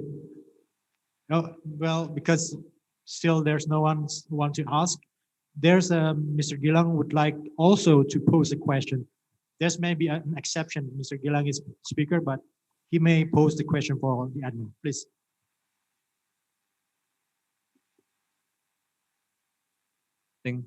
All right. Okay, thank you for giving me the opportunity. And I just want to say again, hello to Vice Admiral Pradeep Chauhan. And I enjoyed having a discussion with him back in Singapore. And listening to the great presentation that the Vice Admiral mentioned, I was struck with one of the things that he mentioned, that the maritime power of a country is given a tangible expression. And in this way, it reminded me of an article that I was read earlier and on how this is seemingly similar to the trait given by Alfred Mahan that said that maritime culture and maritime power is embedded within the on how the countries express themselves in tangible way through the use of its maritime assets and culture and etc. But may I ask you, Vice Admiral, in recent times, we see that especially true with the West, talking about that the maritime power is gradually declining and is being replaced by norm setting created by constructivist theorists and multilateral fora in a way that tangible maritime bruha and muscle flexing of these power is considered, very 20th century. That's where Mahan came from. In this sense, I just wanted to take your comments or opinions on this matter in a way, because some said that Asia is now picking up on Mahan, and then we are building up all of our maritime power, but yet the West, and in its declining form, has refused to do so again, and then move over onto more diplomatic stage, move over into multilateral fora on a supranational basis. And in this sense, how would you counterbalance, if not counter-argue perhaps, on this notion that maritime power is declining and that in this stage, multilateral fora and constructivist theories are gradually taking the steps or taking the throne of this notion or idea? I hope I made myself clear on my question to you. Thank you. Thank you very much. That's, as expected, a brilliant question and a difficult one. But let me dive straight into it. it is nobody's case, certainly not mine, that realism is the only valid theory for international to found international relations upon in the 21st century. I entirely actually agree that it is constructivist approaches that are more prominent, more evident, and that is one of the reasons why in my presentation I laid so much store by the concept of constructive engagement. I don't mean constructive engagement simply by way of muscle flexing of navies alone. It is imprudent to dismiss cooperative approaches, constructivist approaches, new age approaches to international relations, and nor is it prudent for us to artificially siloize each of these as if they could be considered independent of one another. And it is therefore neither your case, I am sure, nor mine, that we are engaged in some Mahanian concept. But the Indian Navy, in any case, is not a Mahanian Navy. The Indian Navy, even as a Navy, owes much more to Sir Julian Corbett than it does to Alfred Thayer Mahan. And we therefore intrinsically believe that the business of what defines security in maritime terms has changed. And it is no longer military maritime security that will carry the day. And therefore, maritime security, which is holistic in nature, certainly encompasses issues relating to, let us say, IUU fishing, let us say food security, let us say environmental impact assessments of obvious oceanic resource exploitations such as deep sea or seabed mining. There is one real problem, as we all, Indonesia and India, from their respective conceptual constructs, also seek to transition from a brown economy currently to a blue economy. There is a real risk of the entire process, Gilang, being hijacked by economists. The blue economy question is not about how much the ocean economy can contribute to your economy. That is a question of satisfaction only for economists. The real question is, how blue is your economy? How blue is it? How blue is your shipping? And therefore, in all this, is security not an intuitive, intrinsic construct? Of course it is.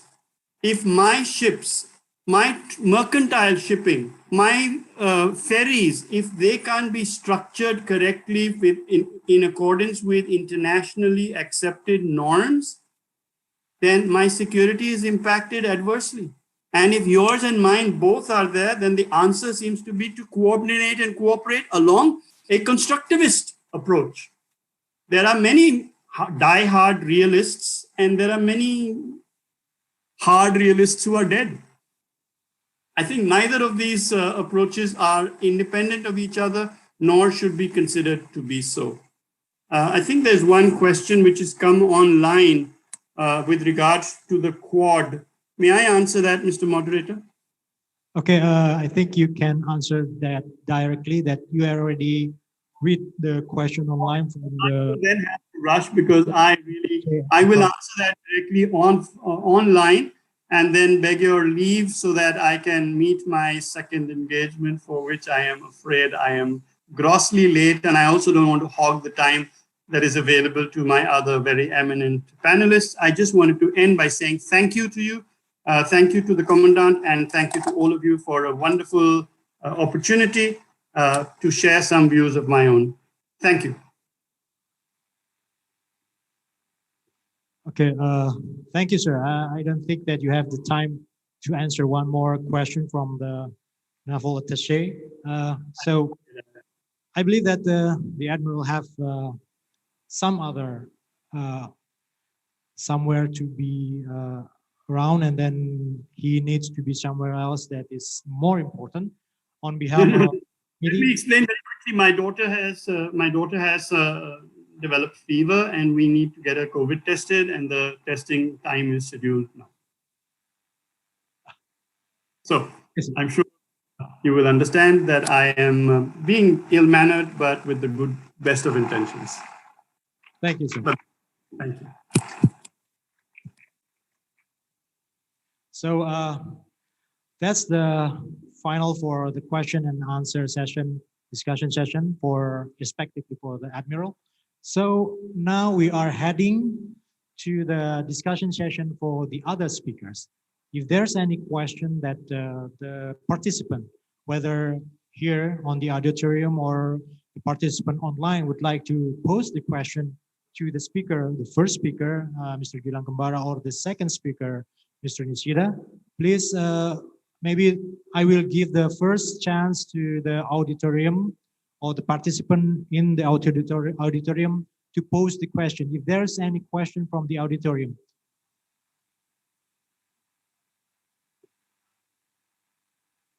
Maybe no, not yet. Could we have a question from online to the first and second speaker?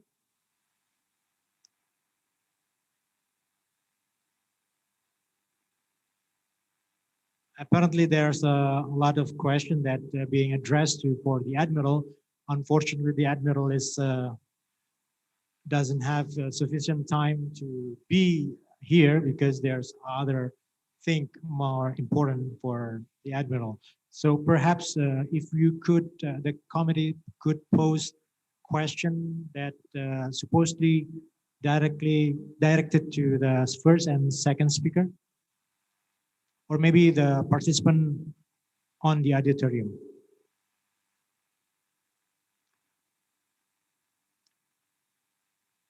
If not, maybe I would pose a question to Mr. Gilang first. So apparently the concept of blue crime, it's quite maybe new, especially for us in the Navy. Then, however, the concept within or the translation of the blue crime itself, we are very familiar on the practical level. Yet, the bilateral and cooperation and multilateral that we have right now is still on the level that maybe bilaterally Indonesia with other countries or multilaterally in the region of Southeast Asia. There's two questions that I would like to pose. First one, how far or how is the level of cooperation that Indonesia have right now? Is it sufficient enough for us to, well, maybe the answer, if we could tackle all the problems, is not going to be enough. But what is your perspective on how far we already achieve on that level of cooperation? Second one is the cooperation on maybe that one first you can answer. Okay, thank you very much, Commander Bagus. Yes, in terms of the level of cooperation and how effective has it been, I can say on the bilateral term, it may be a bit more effective because it tends to go from organization to organization. In a way, it's more streamlined, it's more direct, and the achievement can only somewhat be claimed by two countries. I mean, the aim, the final aim may not be too big or too broad in the way that multilateral cooperation does usually entail. Multilateral cooperation pretty much may have the same objective, but it needs to be covered by, let's say for ASEAN, it needs to be covered by all 10 members of the ASEAN member states. Now, I was lucky enough that in 2017, 2018, CSIS was commissioned to conduct a research within the 10 ASEAN member states to find how effective has the multilateral framework on cooperating against transnational crime has been. In short, there has been numerous challenges posed with multilateral fora, in a way that, number one, usually it comes to the problem of budget, because there are no sufficient budget that all 10 member states can express or can provide in the same level or in the same manner. You see, you have in ASEAN, Laos, for example, one of the least developed economies, and then you have Indonesia or something like Singapore, which is one of the highest developed economies.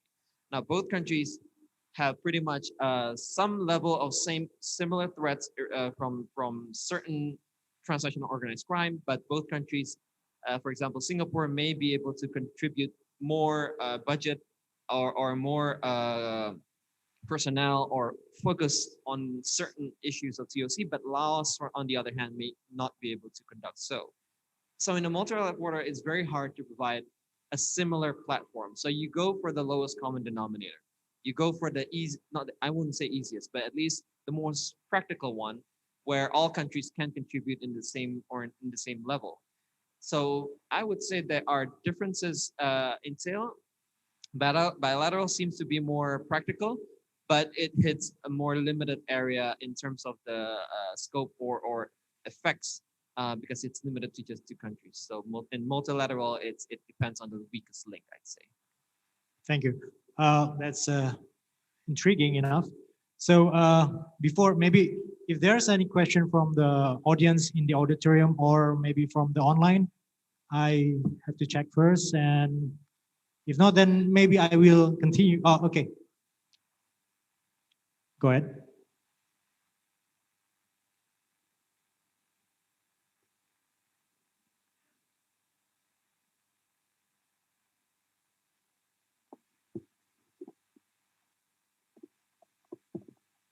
Check. Good afternoon, sir. I am Lieutenant Commander Gautam Rai from the Indian Navy. I've got one question for Mr. Epitia Nishida. My question concerns, I'll just give you a brief background of it.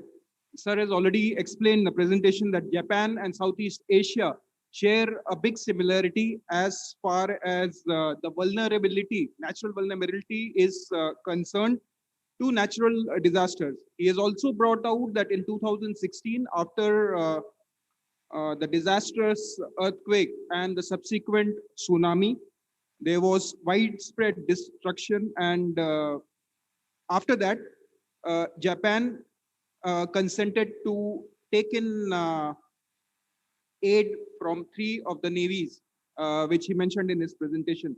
My question is, sir, that I missed out if you mention about any of the civilian agencies which are also involved. Like in the first session, we had seen that the coordination of between the navies to the navies naturally might not be so seamless. However, if there is a civilian agency which also acts as a coordinating agency, something like the HTR or the AHA or the ASEAN Humanitarian System, is there an agency in general, particularly the nation is so that maybe coordination between as such as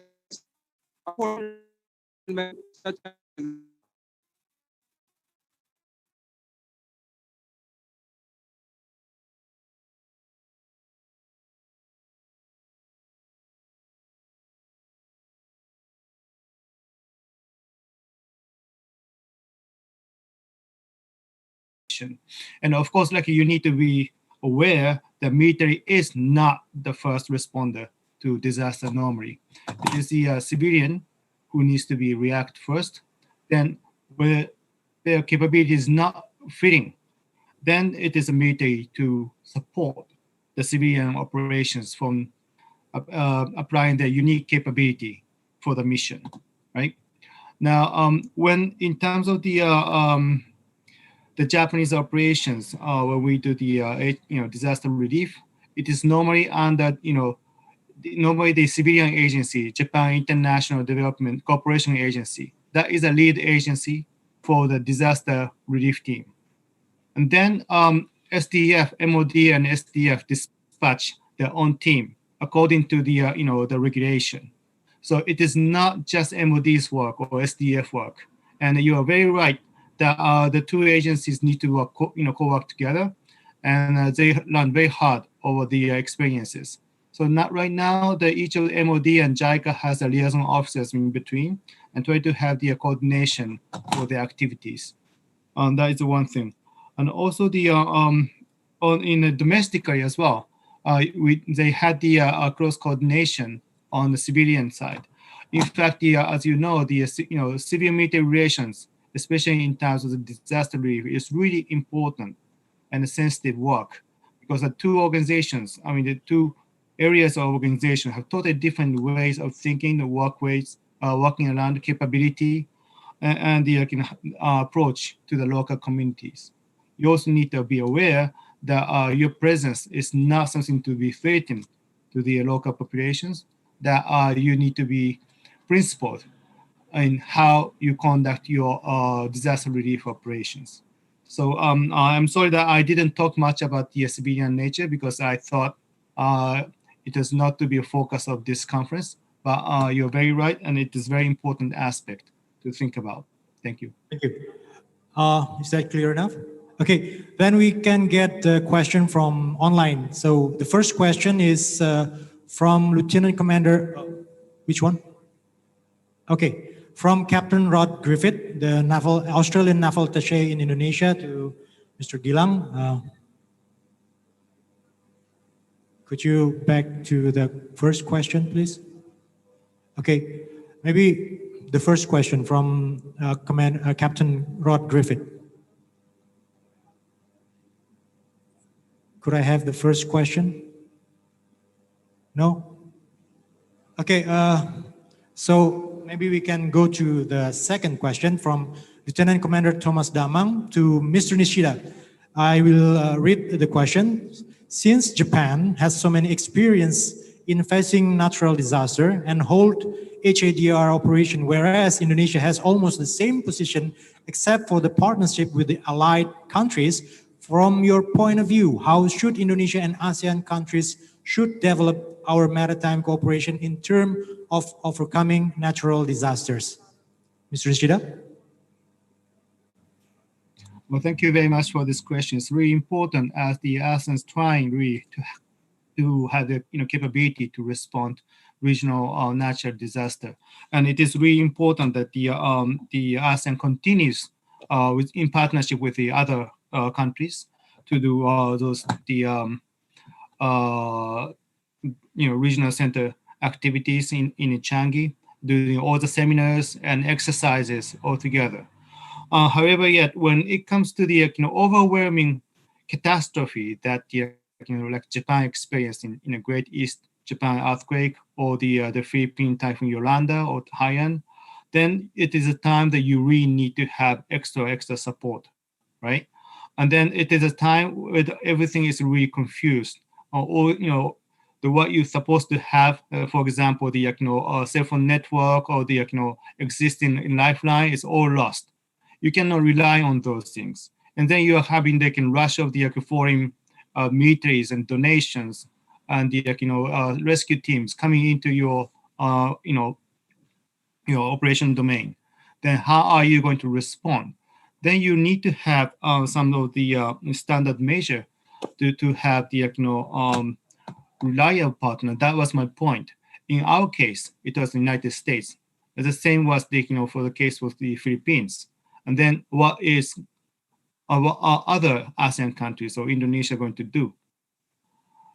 Is Australia always a reliable partner? I'm quite sure they are, but then they're also constrained about their budget and their operational capability in the coming years.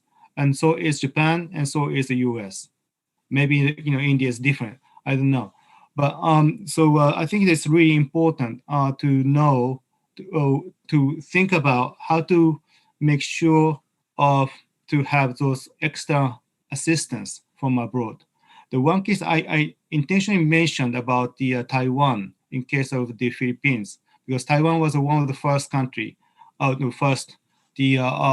entity that sent out the naval ship to Philippines to send the support materials. Then are you going to receive it or not? That is highly political. But then if you do, how are the coordination going to be done with that Navy? So I think we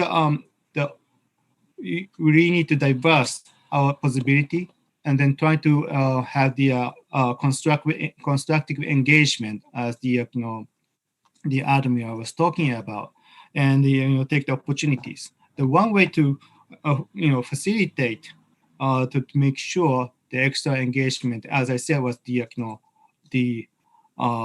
purchase of the weapon system, right? Because it's really important to have the long-standing relationship between two countries, and then you are sure to have those countries to assist when you are in need of the despair. So this is a question that has no specific answer. But then I think that at the time of the post-COVID-19 crisis, at the time of when every country has constraints and budgetary and trying to looking inward, on the domestic affairs, it is needed to sustain the effort to have this disaster relief coordination and mechanism and trying to do all those exercise and activities. Thank you. Thank you.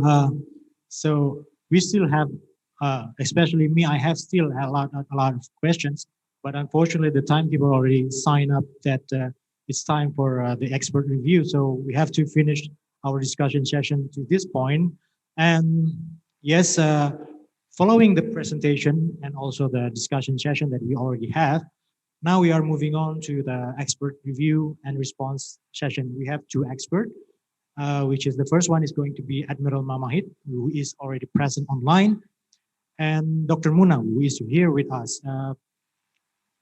Without further ado, for first review, I would like to invite Admiral Mamahit to be first to respond to the speaker presentation. My Admiral Mamahit is both senior in the Navy and also my senior in the Naval Postgraduate School for pursuing master degree. And could you please give the comments and review for all the speakers and perhaps to the overall subtopics? Admiral, the time is yours.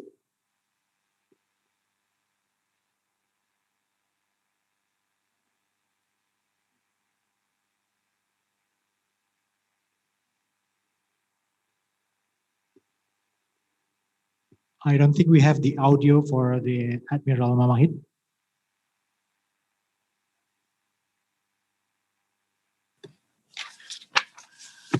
Okay, I'm very sorry.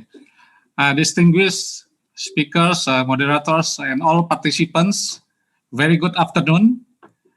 First of all, I would like to give my greatest appreciation to the Commandant of the Indonesian Naval Command and Staff College, Rear Admiral Iwan Isnurwanto, and all of the staff for the successful of the International Maritime Seminars 2020 event. Also, I would like to give my best appreciation to the speakers, Mr. Gilang Kembara, Mr. Ipetai Nishida, and Vice Admiral Retired Pradeep Chauhan. And of course, this seminar, especially in these sessions, is really interesting because it is covered about the three pressing threats, namely the transnational organized crimes, SADR or humanitarian assistances, and disaster relief. We talk also about the pandemic, global, and also the multilateral cooperative structures. And now if we would like to cover the presentation from Mr. Gilang Kembara, it is of course cover about the order at sea, which is cooperating against the transnational organized crimes. He explained about the conceptualizing TOC. Of course, it is a very interesting subject because it is very relevant with our current situation related with the maritime security issue. And the challenge is still there. Even though the issues of TOC, it has been discussed since 1 or 2 centuries ago. And became more and more popular issue until recent day. And we know the effect of the TOC. Of course, the effect of TOC is varies from time to times, yeah, from a century ago and current situation, and then also varies between the countries and nationalities. But it is always affect the basic human lives, political stability, and economic interests in varying size and proportion. And there are also theories about the issue of TOC, especially related with the maritime security from Berger and Edmonds, and also from Mark Hanna. They talk about the TOC and also talk about the government around the world possess a different interpretation on what cause of TOC and impact to the country's security. There are also some definition about the TOC from United Nations, or what we call the United Nations Conventions Against TOC, UNTOC, where some experts argue that the UNTOC definition is fairly limited when defining the scope of TOC. And of course, the category also of the blue ocean, it is very interesting. But the question is, especially from my side, is how the Navy, mostly the Navy and the Coast Guard and other maritime security agencies can solve that problem together. How they can work together and how they can do the cooperative in the operation and then the preparation to combat the TOC. Because according to my experience, it is really not easy to do some coordination among the maritime security agencies, not only in Indonesia but also in other countries. Yeah. So this is also, I think, our homework, how to solve this problem. And now I would like also to discuss or to cover about the topic covered by Mr. Ipetai Nishida. The topic is about the bilateral and multilateral cooperation for humanitarian assistance and disaster relief, and how the global pandemic we face together responded by the countries in regional. We know that in our region, especially in Indonesia and our neighbor, and also, of course, in Japan, because our country is part of the Ring of Fire in the Pacific regions, we face many disasters. Yeah, we have tsunami, flood, forest fires, volcano, and others. So that I think we have we already show that the cooperation among the country in the past has already existed and successful. We believe in the future we have to work. We still have to work together to solve the future natural disaster in our regions, bilateral or multilaterals. Of course, the SLDR cooperation in maritime domain require shared political interests, mutual commitment, and interoperability among participating states as the provider and recipient of such support. Thus, furthering defense diplomacy effort is really essential to meet both strategic needs to fill the gap in between. And especially the pandemic of COVID-19 we face together, the situation is also need cooperation among the countries in this region and of course in the world also to solve that problem can be solved as soon as possible.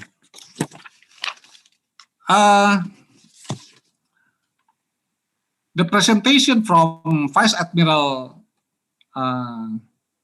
Chauhan, he explored a lot of things. I think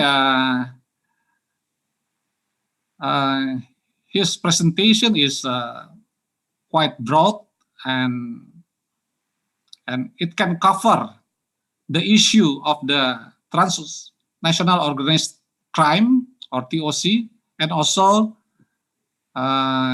it can also cover about the SADR, humanitarian disaster. Vice Admiral Chauhan explored about maritime multilateral cooperative structures, the concept of strategic geographic and real geographic, grand strategy, geopolitics, geoeconomy, and geostrategy, and how to use the hard power and soft power, military and civilian relations. We know that the subject about civil and military relation is also the issue. Hard issue is very interesting if we can cover and discuss from time to time. He also cover about the maritime security and cooperative structures, constructive engagement in India oceans. He covered a lot of things that it is very important for us to make a concern about the many organizations involved or exist in our region. We know that we have the what we call the SAGAR, security and growth for all in the region. We have the Pacific Ocean Construction and Indian Ocean Constructed, like such as the Asian Regional Forum or IRF, +3, WPNS or West Pacific Naval Symposiums, IONS or Indian Ocean Naval Symposiums, IORA, East Asia Summits, and others.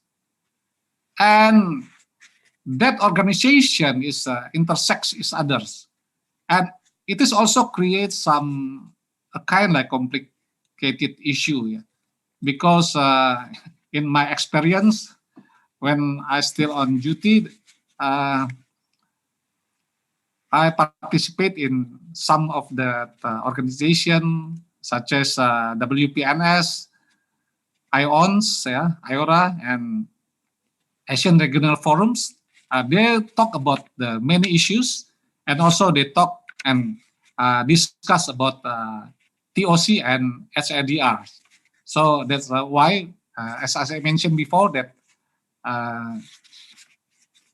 the presentation of Vice Admiral Chauhan, it is really important and it is cover a lot of things. The most important is, I think, when he explained about the connectivity. There are physical connectivity, transport connectivity, energy connectivity, digital connectivity, people-to-people connectivity, and Asian connectivity. And of course, this is very important for us, how we can still do the cooperation and talk and discuss a lot of things in that matters. Finally, because the time is very limited for me, I think as the conclusion, the three topic is very interesting, and I believe Indonesian Naval Command and College can discuss after this seminar more and more, because the three topic is really important. today and in the futures. And finally, I just would like to say that no country, no single country alone can face and resolve its maritime security challenges and threats. So cooperation among countries in the region and also in the world is a must, as the capability and capacity of each state varies and one would complement each others. Therefore, it is crucial and important that we face existing and future challenges and threats together. Thank you very much.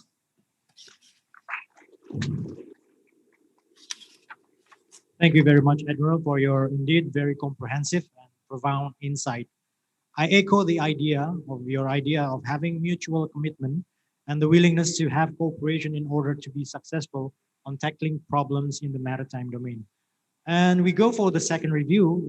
I would like to invite Dr.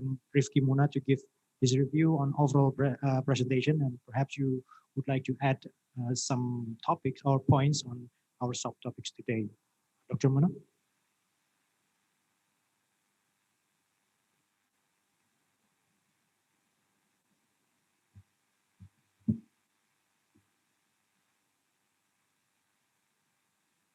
Thank you, moderators. Assalamualaikum warahmatullahi wabarakatuh. Good afternoon, selamat sore, salam sejahtera untuk kita semua. Excellency, Rear Admiral Iwan S. Nurwanto, the Commandant of the SESKOAL, distinguished speakers, and also our moderators, all of Siswa of PASIS, ladies and gentlemen.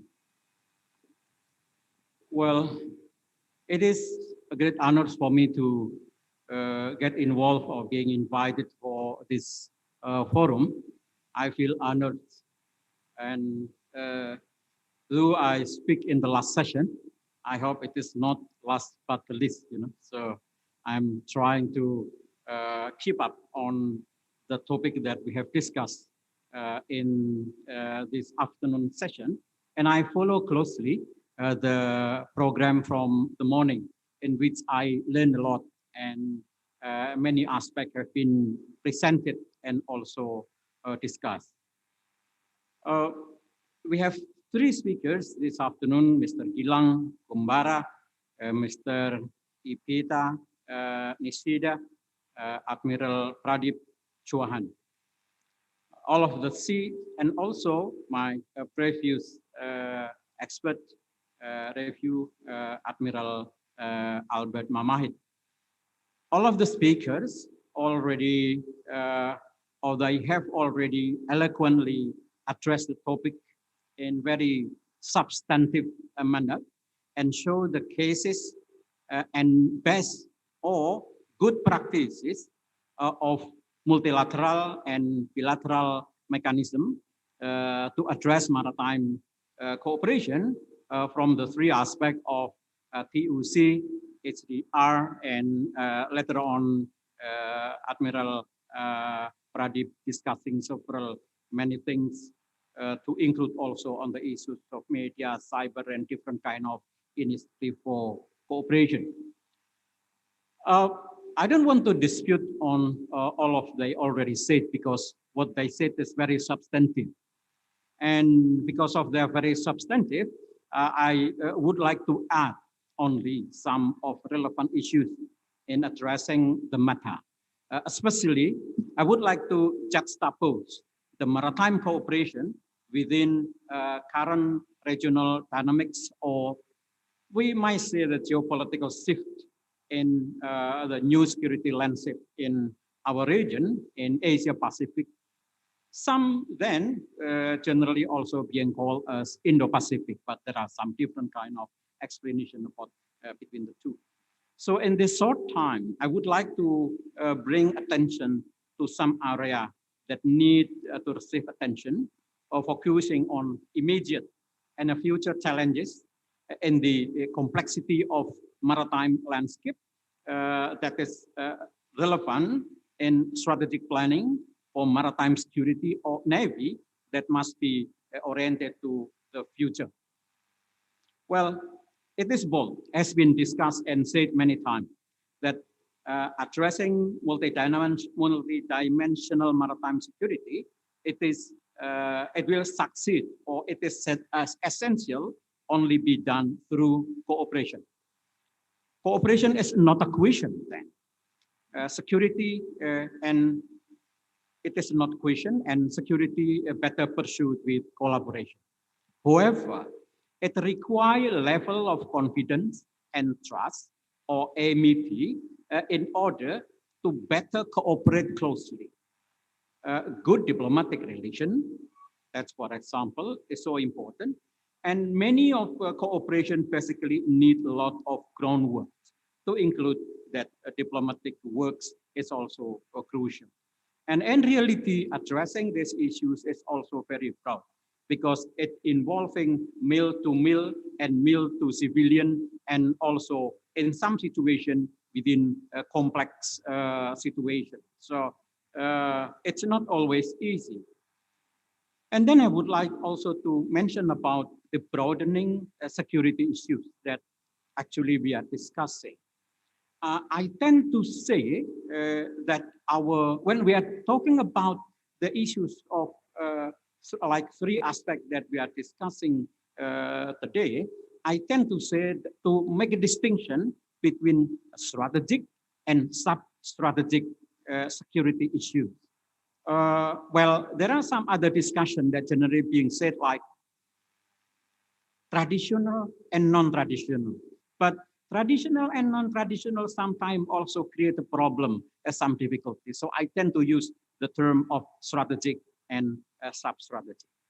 I also take note that Navy is also facing more complex security issues. And in this situation, Navy could be dragged its duties and also its assets into wide spectrum of naval operation. And that's very challenging, and it is not easy. And of course, Indonesia as a country which is very extensive area as maritime space and have huge tasks for the Navy to guard its sovereignty and also integrity, to include securing the boundary as well as keeping the sea safe and secure. It is very challenging for duty of our Navy actually. And yeah, that expansion of security is very challenging, and it requires a lot of investment and also preparation. In addition, in our regional dynamics, the growing of security discourse and dynamics in Asia Pacific is also very challenging to us, especially with the growing rivalry between China and the United States. And we need also have some kind of warning, because the great power rivalry for the hegemonic interest in the Asia Pacific and also its military maneuver could create serious challenges for our regional maritime security. And when we are talking about cooperative in maritime or cooperation in maritime security, I would like to say that it is important for us to pay attention on the ASEAN-centered approach. When I say the ASEAN-centered approach, ASEAN is crucial here, especially because ASEAN has already developed a foundation to promoting regional security in different domain, especially when ASEAN developed the mechanism for dialogue from ASEAN Plus into ASEAN Plus Plus, and also developing ADMM as well, and ADMM Plus. ASEAN have ARF, and also ASEAN having East Asia Summit, which is within all of the forum of ASEAN, maritime security become a very important and also a crucial aspect to discuss. So the development within Indo-Pacific, for example, with FOIPs Free and Open Indo-Pacific, the FONOPS, and also EPOI, that just we also listen from India, is also, we need to address it very carefully, especially for country like Indonesia, which is our naval policy, our foreign policy, and our security policy is based on free and active foreign policy. I would like to say free and active foreign and security policy. So this is our Indonesia's foreign and security doctrine to locate Indonesia within neutrality. So I think that's one the aspect that's so important. In addition, I would like also to touch on the importance of cooperation in the maritime domain awareness. In other things, the future cooperation will much in a direction of more multiplex maritime security cooperation. This I'm using the term from Amitabh Acharya, especially to looking at the multiplicity and also complexity of maritime cooperation from different aspects. Another 2 points before I close my presentation is, in order to understand and promote cooperation and looking at the direction of maritime security in the region, we need also to looking at the technological development, the technological disruption that will have an impact to our future maritime security as well as our Navy, especially with the growing of 4.0 industry or cyber physical system, the fourth industrial revolutions with growing of drone, UCAV, and also under unmanned sea drone, undersea drones, and also the unmanned ships, and so on and so forth, and also the growing of autonomous technologies that will have impact to autonomous weapon and so on. That all of this technology will have impact to our future maritime cooperation. And last but not least is the issues of cyber security. But the issues of cyber security is not only what have been discussed in the morning, like on the problem of fake news and so on and so forth. But the fake news, this kind of hoax and so on will have impact. It will have impact to our maritime and our defense system if it is destroying our mind. This is, I'm talking about the sixth domain of warfare, because the domain of warfare already moving from extending from the, we have 3 domain of warfare into 4th, 5th, and the 6th. The 6th domain of warfare is basically the cognitive warfare. So all of problem in social media with the fake news, with the deep fake, for example, will have impact to, it will be dangerous if it is destroying the moral of soldiers, for example, and also our society. So we need to pay attention on that matters. And I do think that we have to looking at the aspect of cooperation from multiple perspective. I think that's from me. Thank you very much. Charles Peva Jaya Mahai. Thank you very much, sir. Thank you, Dr. Muna. It is very enlightening, and the review that you have given. I think we can concur with the analysis from Dr. Muna and also the observation.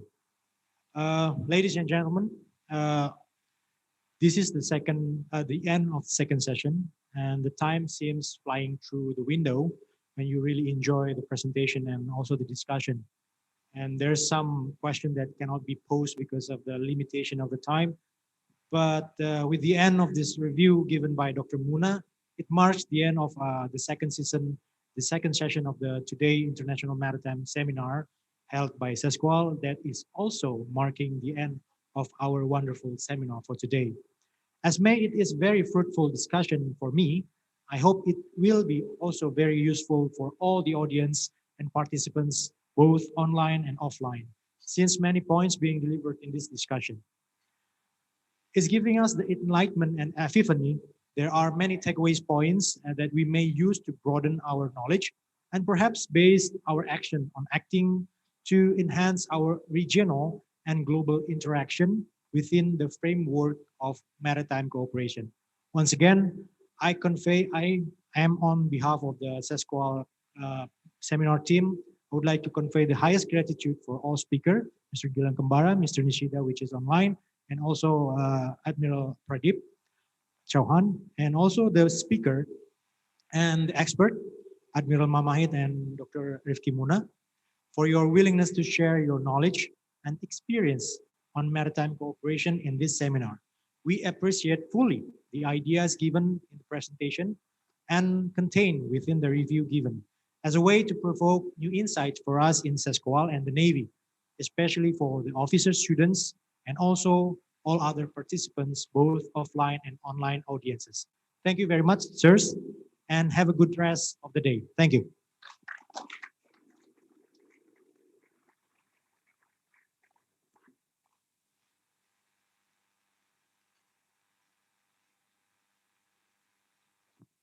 Demikian tadi paparan seminar sesi kedua, dan kami mohon kepada Bapak Rifki Muna beserta Bapak Gilang Kembara dan kedua moderator berkenan untuk mengambil tempat di depan podium karena akan dilaksanakan penyerahan cindera mata.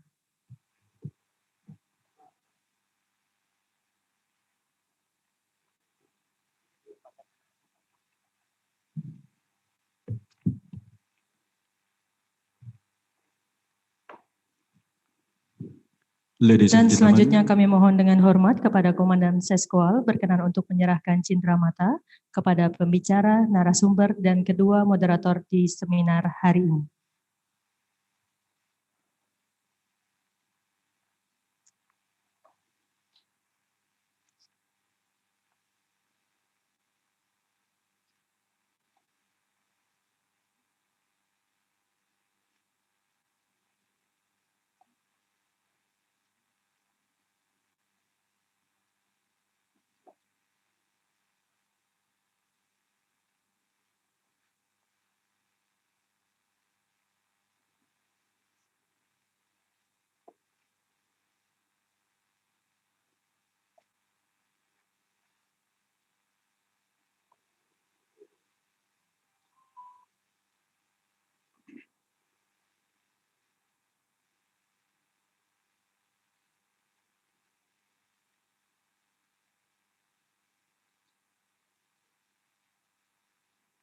Selanjutnya berkenan untuk melaksanakan foto bersama.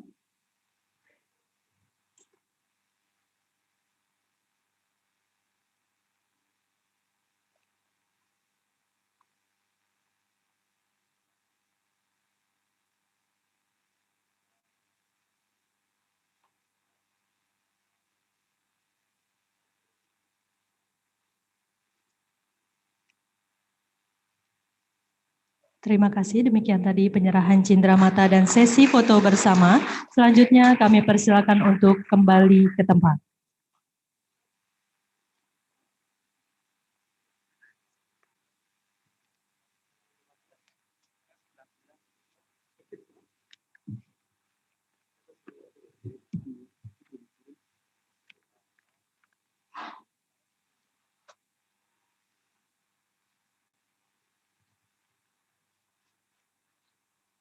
Dear guests and all participants, we nearly have reached the end of the seminar.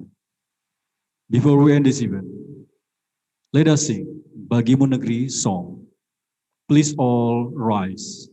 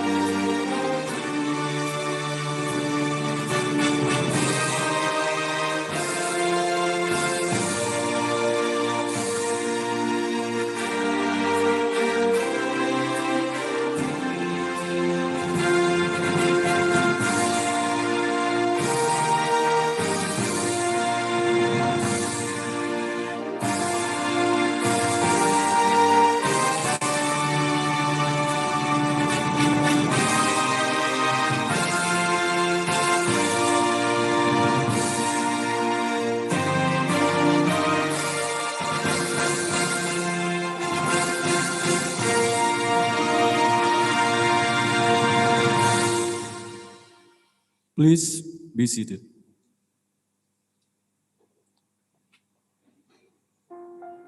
Distinguished guests and all participants, this is the end of the seminar. Hopefully, from this event, each of us will get benefits from it and could implement in the future need to come. On behalf of Indonesian Naval Command and Staff College, thank you so much for your coming and participation, and have a nice day. Thank you.